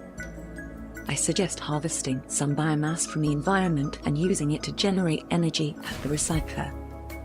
Humanity has a long-standing tradition of combusting carbohydrates to satisfy their energy needs, after all. Yes, we're not autotrophs, Pia. Conversing with you is always a pleasure. I am happy the company assigned me to a contractor of your intellect. Any biomass, you say?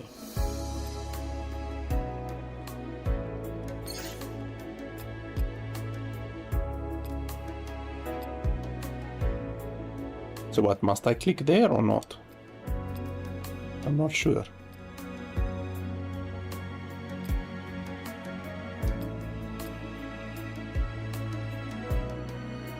It says it will take it to electricity, so I guess that's fine.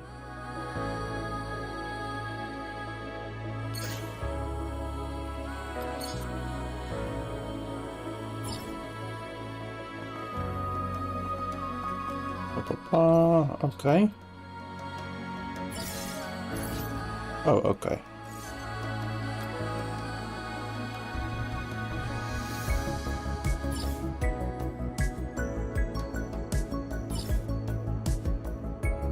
Okay, I see now.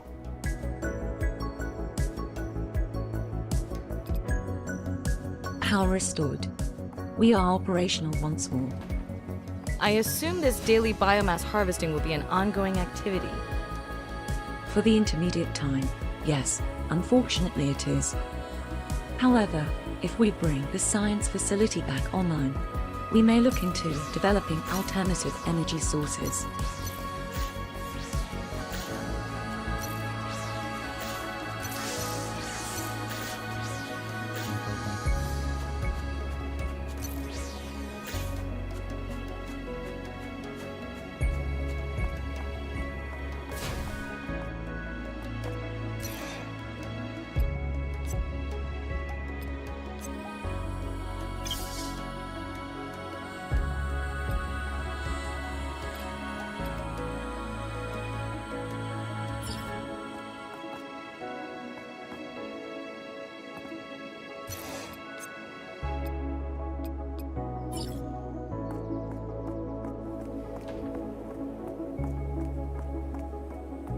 I think we've done pretty much what we can.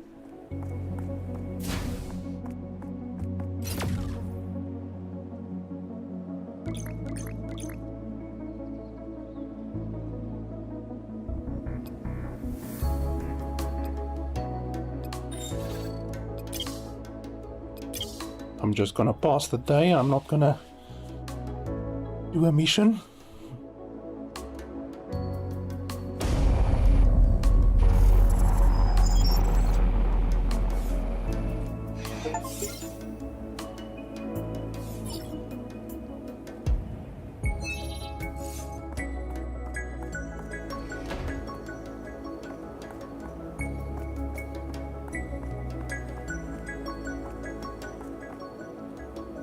Circuits. How do we get circuits?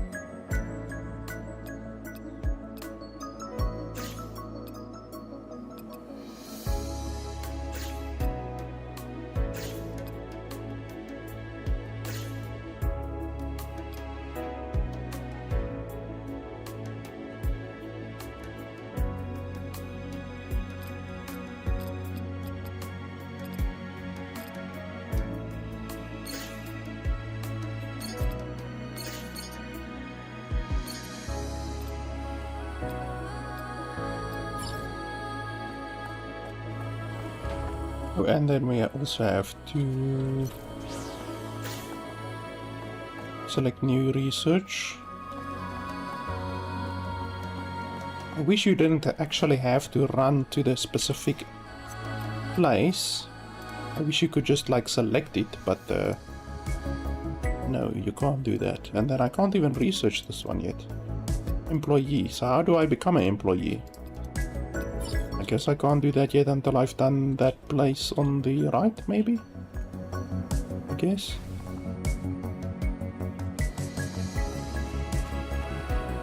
Oh, now I can harvest these ones. I couldn't harvest them before. That's good.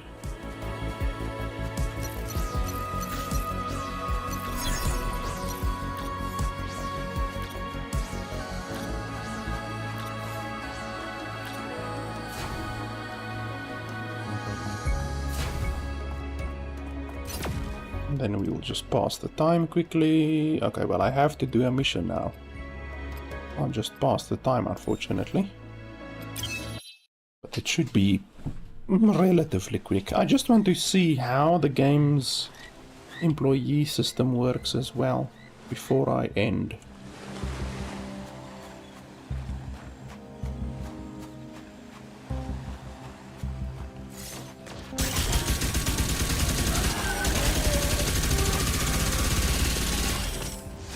Absolutely melted.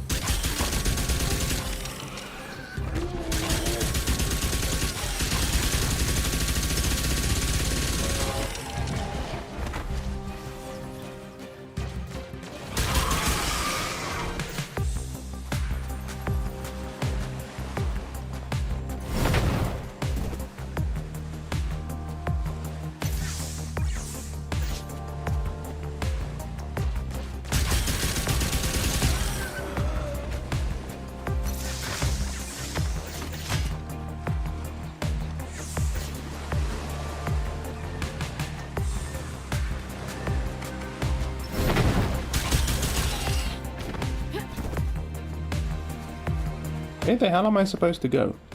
Yeah, the second area. Where is the second area?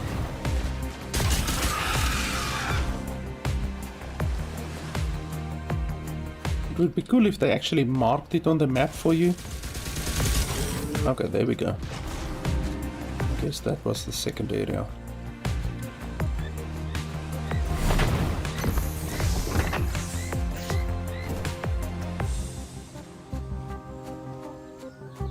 And then it would also be cool if you could just be teleported out. If you've done the mission, just teleport the person out, because having to run to a specific location, I mean, it wastes like 2 minutes of your time. Like now I could have already been done, but instead they force you to run to a certain location for extraction. I'm not a fan of that, and I've already killed everything on the map, so there's not any reason why they shouldn't be able to pull me out.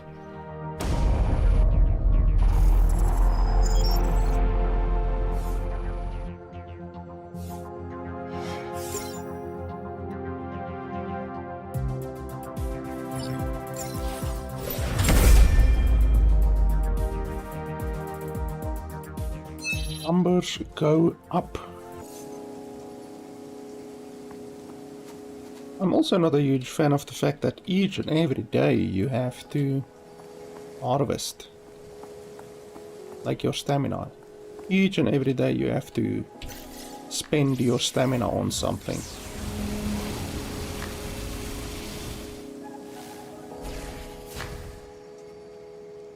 Hey!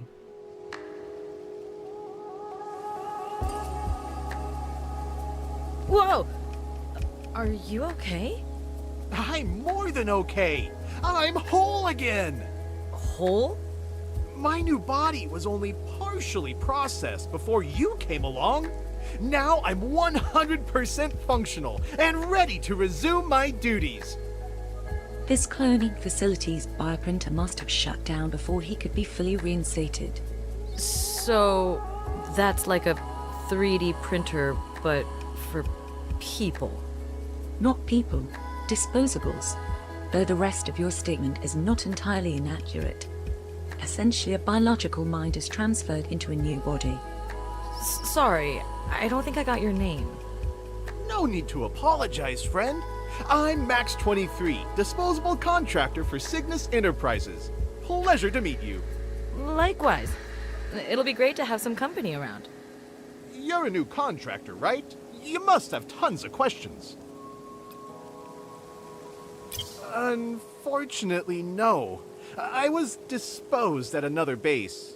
At least I think I was. Sadly, my memory is a tad hazy. Though, if we find my crew, we should be able to get back up to speed, no problem. You're a new contractor, right? You must have tons of questions. Unlike birth-born employees, disposables are artificially engineered to complement the company's labor force. We exist to serve. You're a new contractor, right? You must have tons of questions. Contractor, I've received an important update from Cygnus Enterprises. Go on. You are now eligible to enjoy the perks of the cloning facility. What do you mean? Your contract stipulates, in the likely event of the contractor's disposal, the company will promptly reconstruct the contractor in an on-site cloning facility if the technology is available. And what if I opt out? Opt-out clause not found. Refer to Company Statute 880. Never renegotiate a contract post-deployment. Okay, and then we press P. Fly.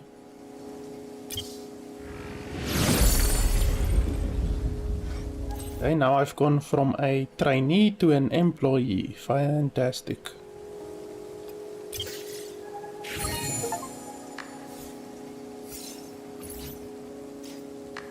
And then in order to become a supervisor, I need money. And... oh no, that's the rewards. Return the base to a profitable state. Okay, so I need to do that in order to get to the supervisor rank, and then there's a deputy manager and a general manager after that.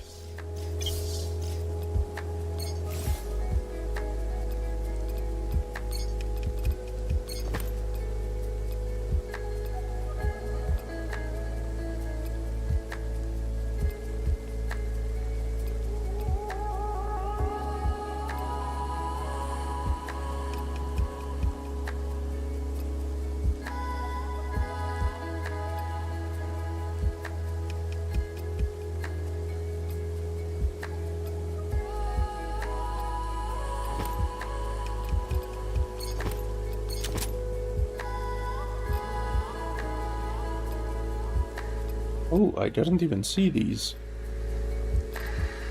Okay, so how does this one compare to my current one? It has 50 less bullets. It does about the same damage. And the fire rate is a little bit lower. Yeah, that one is not very good.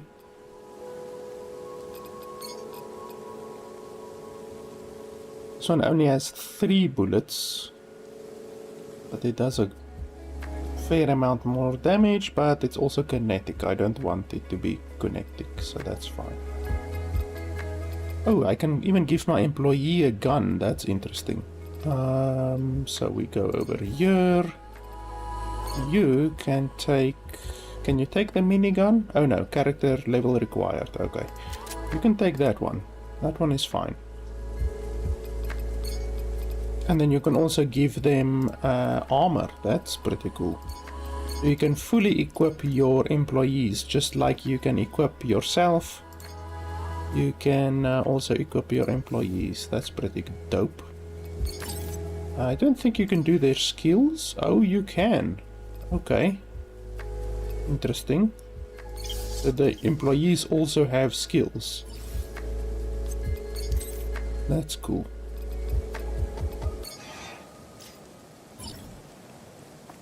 Okay, what do I need to do now? Research sustainable energy. During combat mission allows you to redeploy onto the field upon defeat. Reset. Using a clone vessel charge, reset all blah blah blah. Well, I don't want to do that. Clone vessel charge, cloning. Okay, let's make a couple, I guess. 2 should be fine. So you can reset all of your stats if you want to. Not sure why you would want to do that.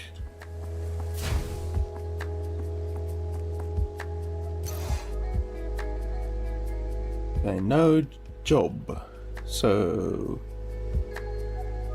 I think, was it the science facility? Yes, I think it was the science facility.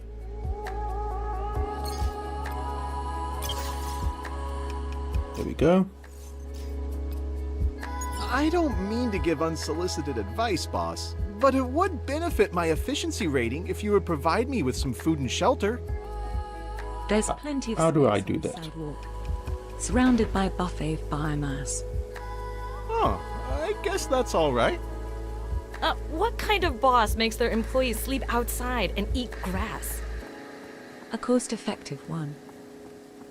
Don't worry, Max. I'll make sure you feel at home. Yeah, that's a little bit brutal, making your employees sleep on the sidewalk. Just 1 second, I just want to let my dog out quickly.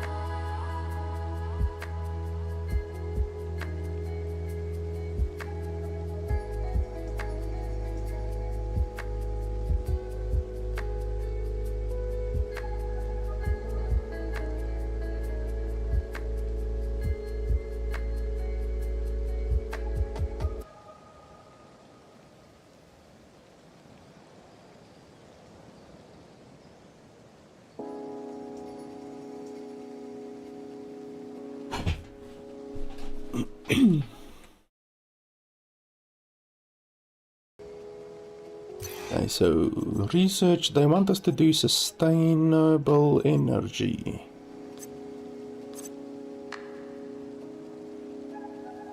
This +5 stamina will also be interesting, but let's go for the sustainable energy, I guess. I don't know if you can queue multiple. Doesn't look like you can queue multiple.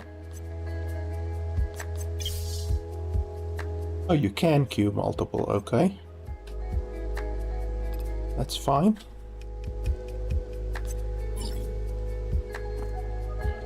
And then B, press B to build. There we go, we finally have building. Okay. So what do we want? Amenities, shelter, canteen. And these things take electricity, but what can you do? I want to give the guy at least a shelter.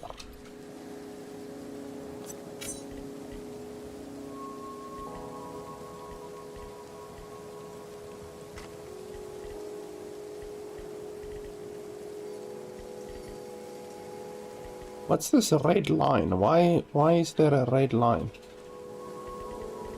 What's that?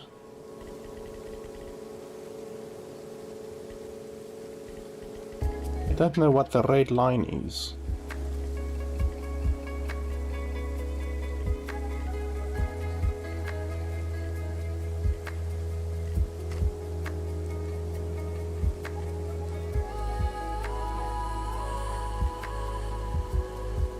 Is it negative? Is it positive?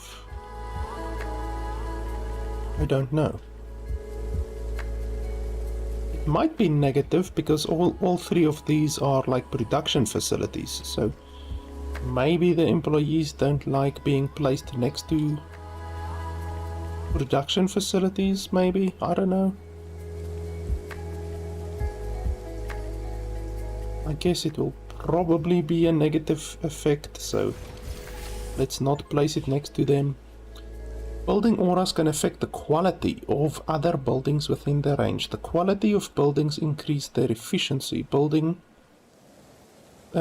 buildings, canteens, visitor centers, and warehouses have auras.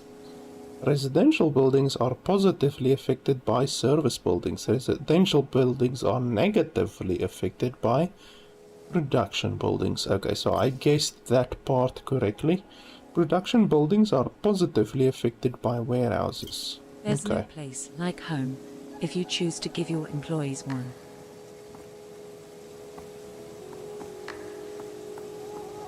And then I need a canteen.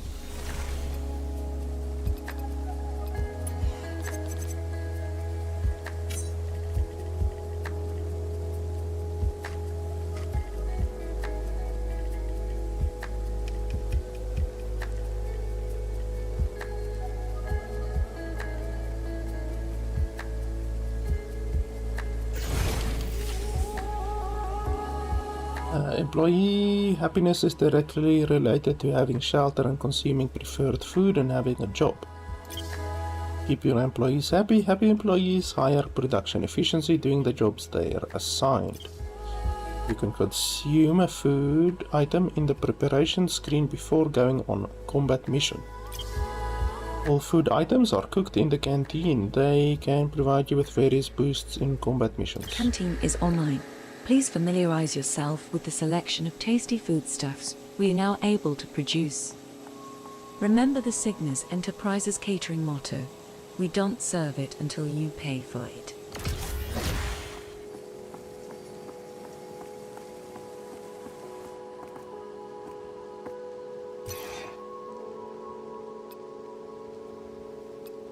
So do I have to make food? I guess I have to make food.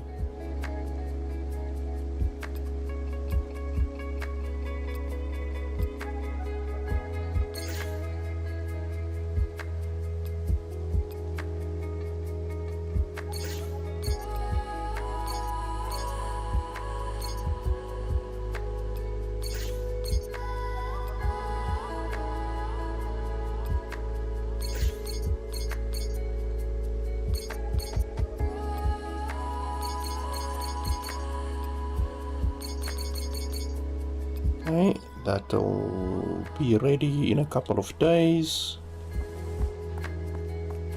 Here comes my man. Wow, these houses are really small. It's like literally like incredibly small, but I guess in the future they are very, very, very practical. No food in the canteen. So should I make just one maybe? Just one.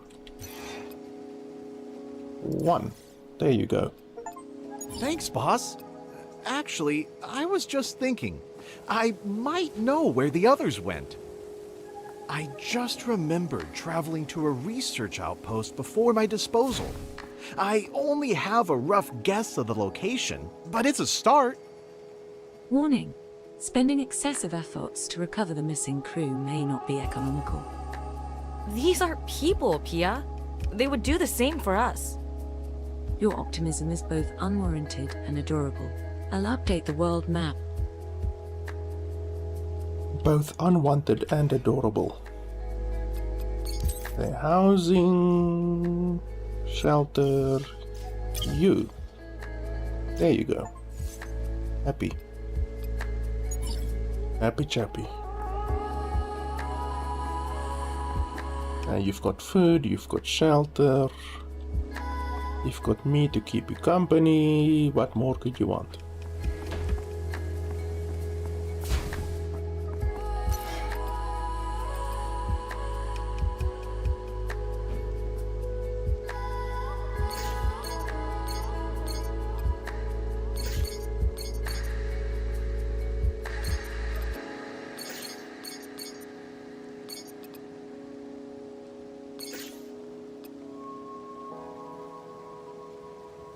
How many of these do I have? I don't think it even shows you how many of a specific thing you have, which is not good. It should show you. And then do I need to do anything over here? Yes, I do.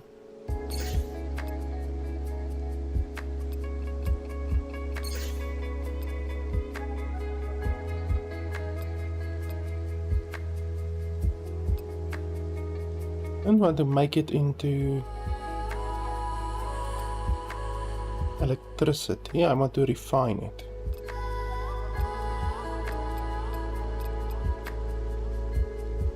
That's fine. And then, yeah, that's fine. Okay, so we can finally move on to the next one.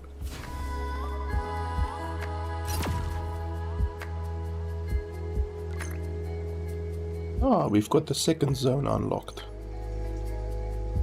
Good, good, good. Oh, and I didn't use my stamina yet. That's something you should always remember.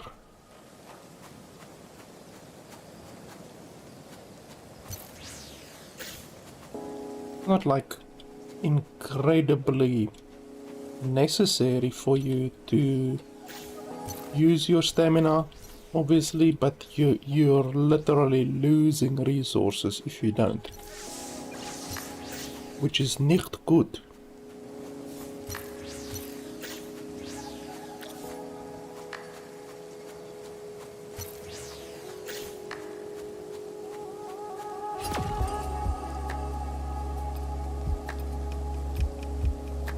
Oh, level 8. This one is level 6. Let's do the one that is level 6.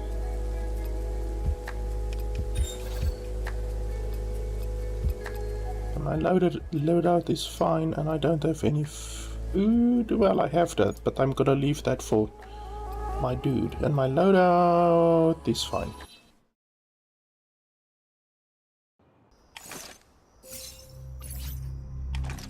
Oh, and he's with me. Holy hell, I didn't expect him to actually come with me.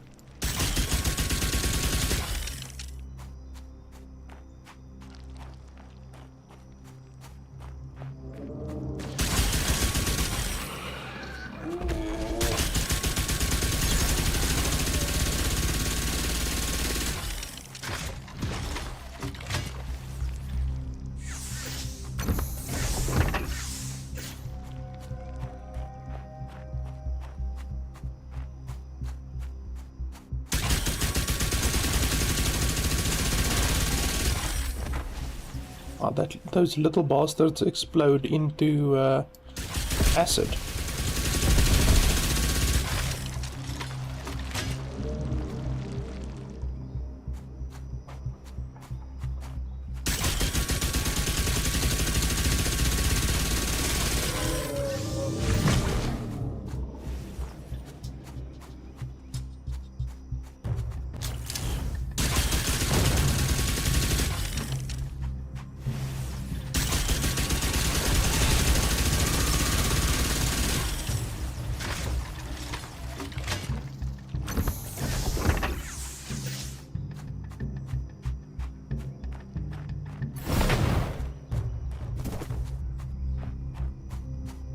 All right, I'm pretty sure that this is probably the place. You don't seem very confident about that. No, I kind of am.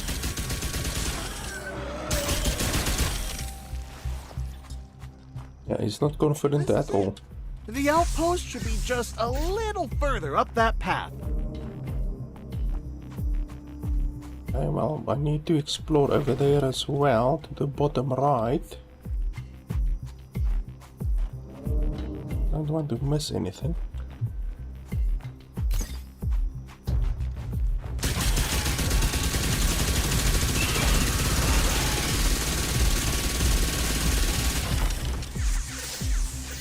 Absolutely smelted.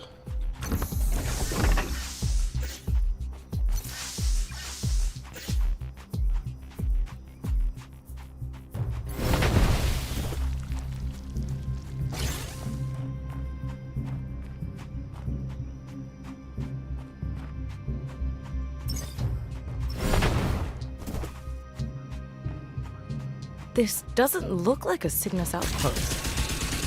It appears to have belonged to the Free Trade Union. Are you with the FTU, Max? Of course not! All disposable contractors are the property of Cygnus Enterprises. Let's look around and see if we can find any answers.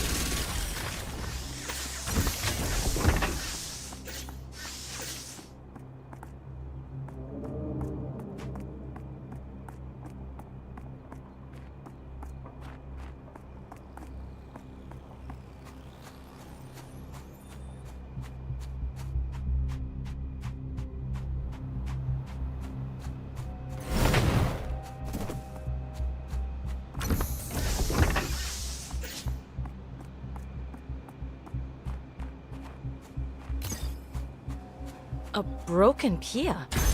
Can you pull data from her, or would that be awkward? You can rest assured that I feel no pity for my fallen colleague. This will take some time. Please defend me while I extract the data.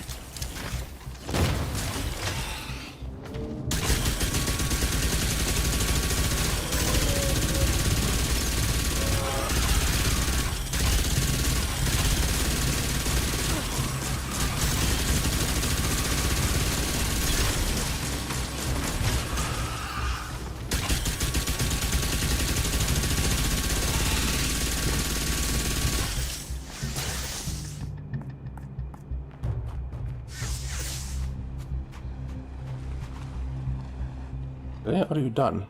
Looks like it.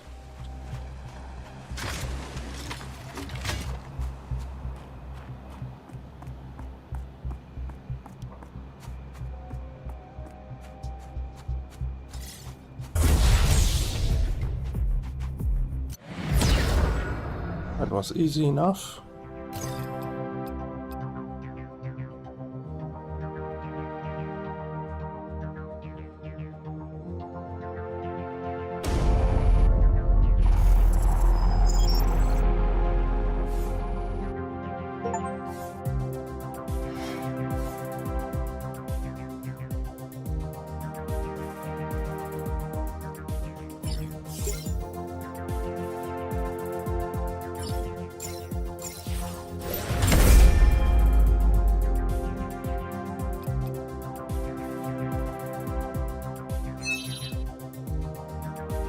Solar panel schematics are now available for construction. Please build one at your earliest convenience. I definitely want to do that. Found anything useful on the busted Pia's memory core? It appears the missing employees that we are searching for were being hosted in that free trade union outpost. Why'd they do that? FTU doesn't generally hold megacorporations in high regard. An unlikely alliance indeed. It was mutually beneficial on account of attacks from the local wildlife. Those creatures weren't always so aggressive. In fact, they used to be quite friendly. You remember that? It's amazing what a good night's sleep can do for your brain. The memory core also contained coordinates of a secondary Cygnus Enterprises facility. Perhaps they believed it to be a more defensible position. A Cygnus food plant. We kept a ton of creatures in there. Until those crystals started growing all over them. Wait, what? It's best we go to the source to learn more. I've marked this location on your world map. And then I can also build the solar panels, wind turbines.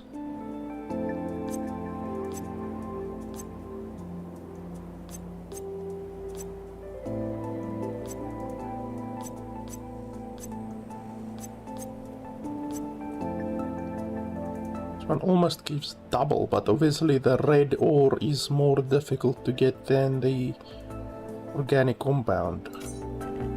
So let's build about 3 of them, I think.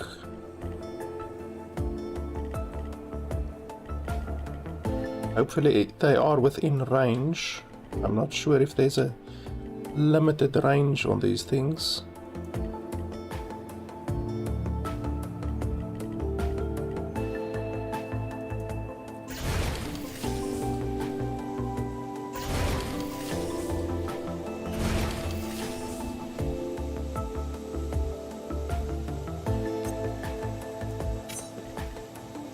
It seems we picked a less than ideal day to rely on solar rays. Well, luckily we have options now. I'll get to work on a wind turbine. Yeah, well, I've Lesson got learned. 3. It's always nice to have a backup plan. If you'd like to continue to improve your combat efficiency, I suggest constructing a factory. It'll allow you to craft your own armor and weapons. I will indeed do that. There's a lot of stuff that you can build. Not sure what the use of these ones are. Maybe it adds to the happiness of your employees or something like that. And then there's a whole bunch of farming stuff like planters, like you can do farming for food and that kind of stuff. Obviously rice, mushroom, berries, biomass, tea. Foundations, I'm not sure what foundations do. And you can obviously build houses, dormitory, visitor store, marketplace, museum, training center, energy bank. You can build different places to make yourself gear, like factory, farmhouse to make food and stuff. Recycler I already have. I already have one processor plant as well. And then landing pad accepts vehicles.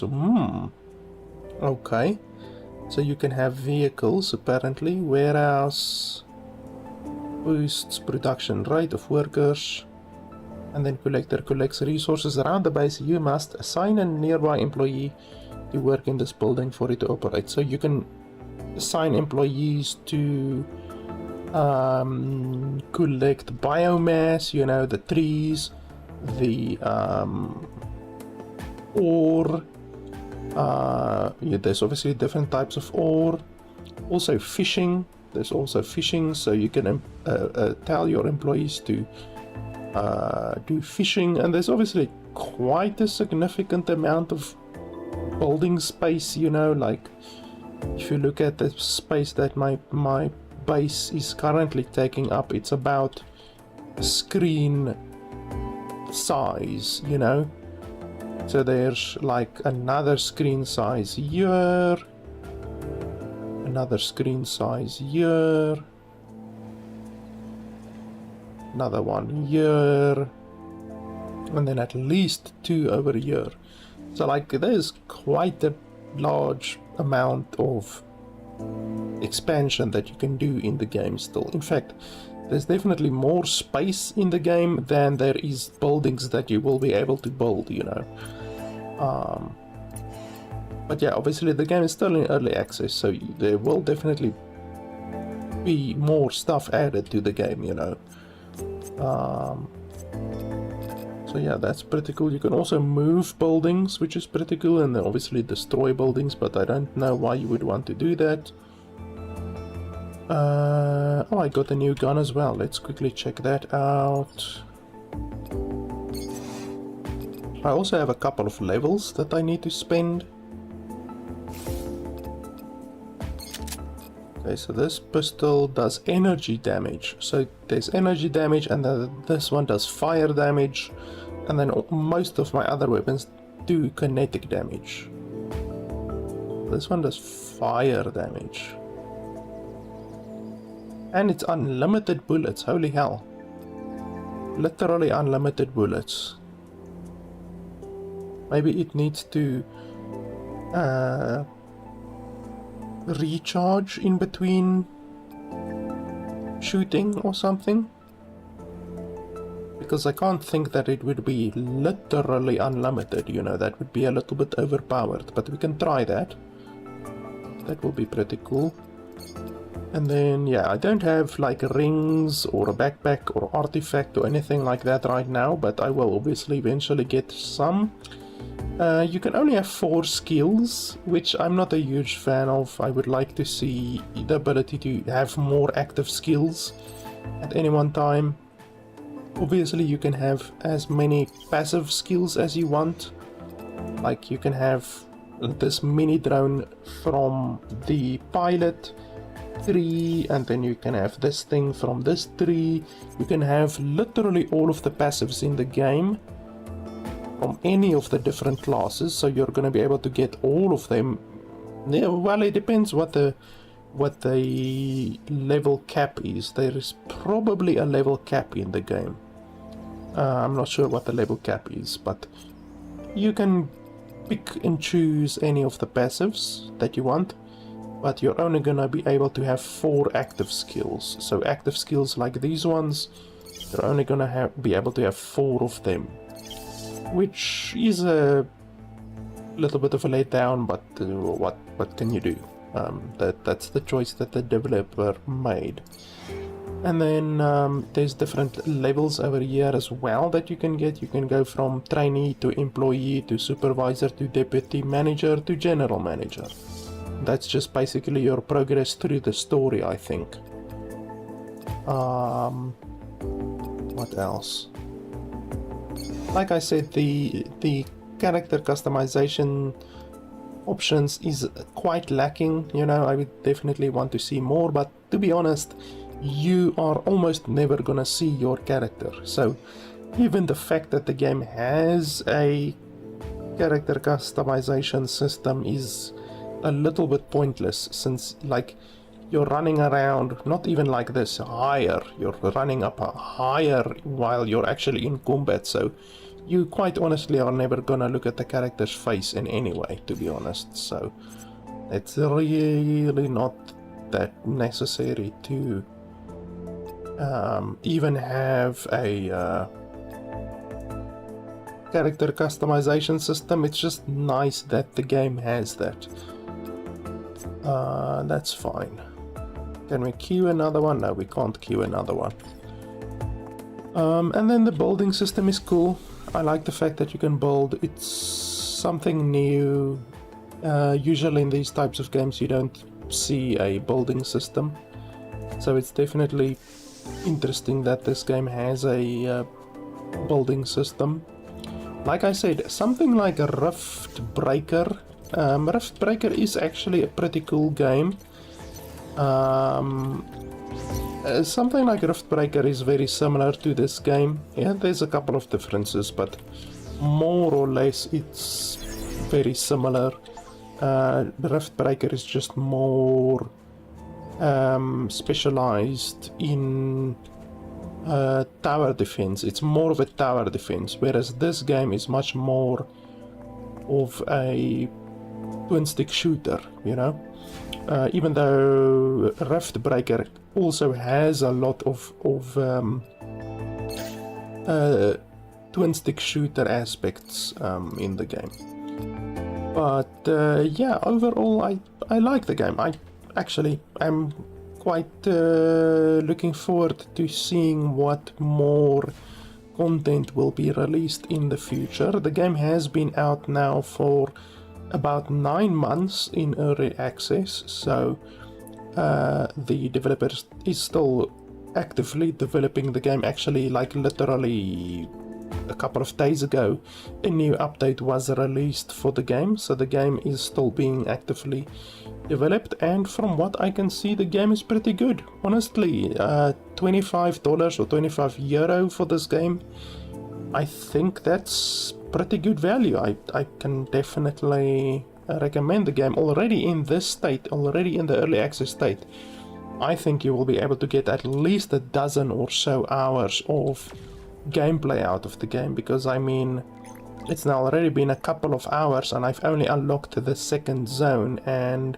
it looks like there's gonna be a whole bunch more zones. I don't know if these ones are implemented in the game yet. They might be, but it definitely looks good for the future of the game. You know, there's a continent over there, there's another continent over there, there's one there at the top, there's a lava zone, a desert zone, another kind of a mud desert zone, and then this place over here. So the map looks pretty good. It looks pretty big, and then every subsequent map has a higher level of story missions and enemies and that kind of stuff.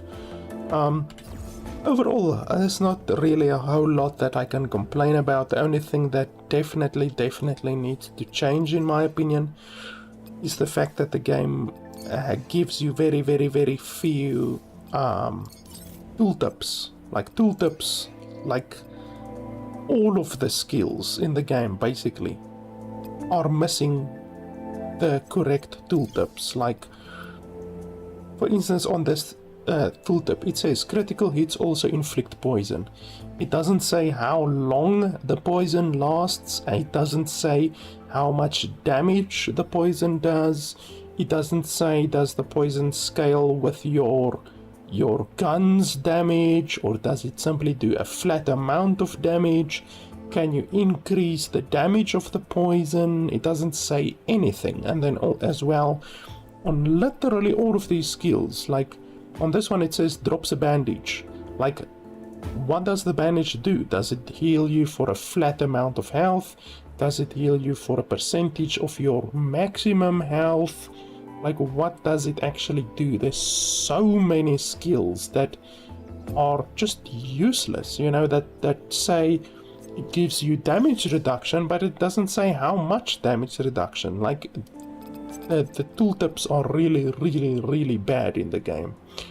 But yeah, otherwise, honestly, I don't really have any complaints with the game. I can definitely recommend the game for $25. And like I said, there's also, if we save...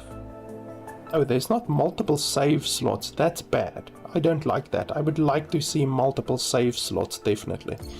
Let's go back to the main menu, hopefully. Hopefully it doesn't quit the entire game. Did it quit the entire game? Let's see.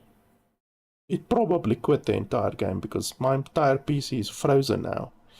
But what I wanted to show, yeah, it totally quit the entire game. We can go back in quickly because I just want to show you guys that thing that I was talking about. Just 1 second, we will go back into the game in just a second. The AI talking, the AI, well, it's not AI, it's machine learning. The machine learning speech where you can speak to the NPCs in the game, so you can literally speak, like literally speak to the NPCs in the game. I'm not sure how that would work, but it's interesting. It's an interesting mechanic that, like, your employees, you can literally speak to your employees, and then like that Max 23 dude, you can literally speak to him using a microphone. So I'm not sure how that would work, but it's interesting, you know. I think it's a little bit gimmicky, you know, the in-world AI thing. I think it's a little bit gimmicky, to be completely honest with you. I don't see how that would benefit the game or make the game more enjoyable. I just think it's a gimmick, but it's interesting, you know. It's interesting that the developer is trying something new and something different, you know, so it's definitely interesting. But yeah, like I said, the game is still in early access, so it will still improve, but already what is here, I can definitely recommend. $25 honestly is a good price for this game. It's actually a low price in my opinion, since if you look at some of the other top-down twin-stick shooters, I actually have a couple of them in my library here. Where's that one? I forgot the name. Let me just have a look at my library here. I forgot the name. It's actually not a bad game. Let me have a look. The Accent. The Accent. That's another game that is not bad. Maybe I can show you guys over here. Just 1 second. I'm just changing my thing here. We do that, and then we do that. And just 1 second. No, not that. There we go. So if we look there, and then there. So the Accent is another game that I've played a bit. It's a top-down twin-stick shooter. It's pretty good, to be honest. It's not a bad game, but it's very expensive. As far as I can remember, it's something like $45. So the Accent is not bad, but it's like double the price of Cygnus, you know. It's like double the price. So I definitely would not recommend the Accent over Cygnus, to be honest. And then Synthetic 2 is actually also a pretty good game. It's pretty good, but it is permadeath. The game has permadeath, so I'm not a fan of permadeath games, you know. These days, the developers wrongly call games with permadeath roguelike games, which is not the correct term. They simply have permadeath. So Synthetic 2 is not bad, but it's not the same as the Accent, which has perma progression, and Cygnus also has perma progression. So you don't lose progression if you die, you know. So I would definitely recommend Cygnus over something like Synthetic 2, even though it's a fine game if you don't mind the permadeath aspect. It's just not something that I would really completely recommend over Cygnus or the Accent. But like I said, Accent is quite a lot more expensive. Solar Purge is another twin-stick shooter. It's not particularly fantastic, to be honest. It's a little bit low quality, but it's playable, and it's still in development. You can see they released a update for it as close as 16th of June, which is actually a couple of months ago, but still, they are still developing the game. I can't remember the price for it, but it's an okay game. And yeah, I Hatred it is an old game, but it's a very good game. Twin stick shooter as well, similar to Cygnus. Next Machina is a twin stick shooter that I reviewed on my channel a while ago. It's not very good in my opinion. You can see I gave it not recommended. I don't have, I think it's one of my hidden games, but like I said, Helldivers is in my opinion one of the best twin stick shooters ever made. So if you're looking for a twin stick shooter, Helldivers is absolutely fantastic. Halo Spartan Assault is also not bad. But yeah, like I said, Ascent is good, but it's very expensive, especially with the DLCs.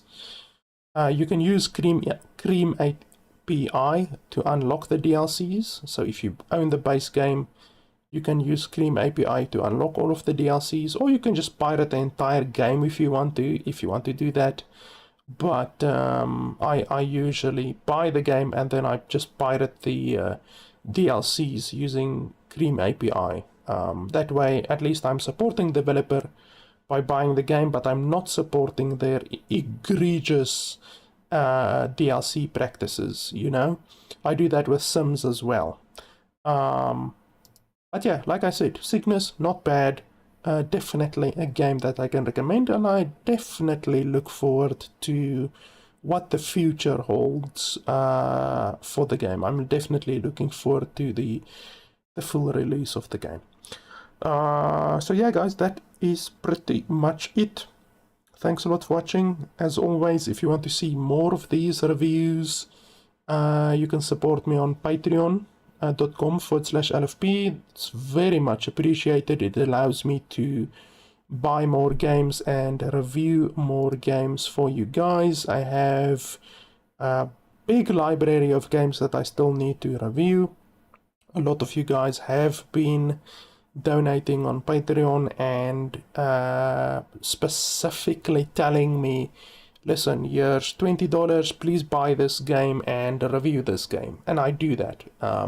So Turbo Kill is one that I still need to do. I've already done I Am Future, another one that someone requested on Patreon. So if you want to see a specific game requested on my channel and reviewed on my channel, then you can donate on Patreon with a message, and then I will buy that game and I will review that game. As you can see, I actually buy those games. It's actually in my Steam library. As you can see, I have a significant amount of games. And yeah, otherwise you can just donate on Patreon and I will put the money towards reviewing more games for you guys, if you don't have a specific game that you want to request. But yeah guys, that is pretty much it. Thanks a lot for watching, and I will see you guys next time.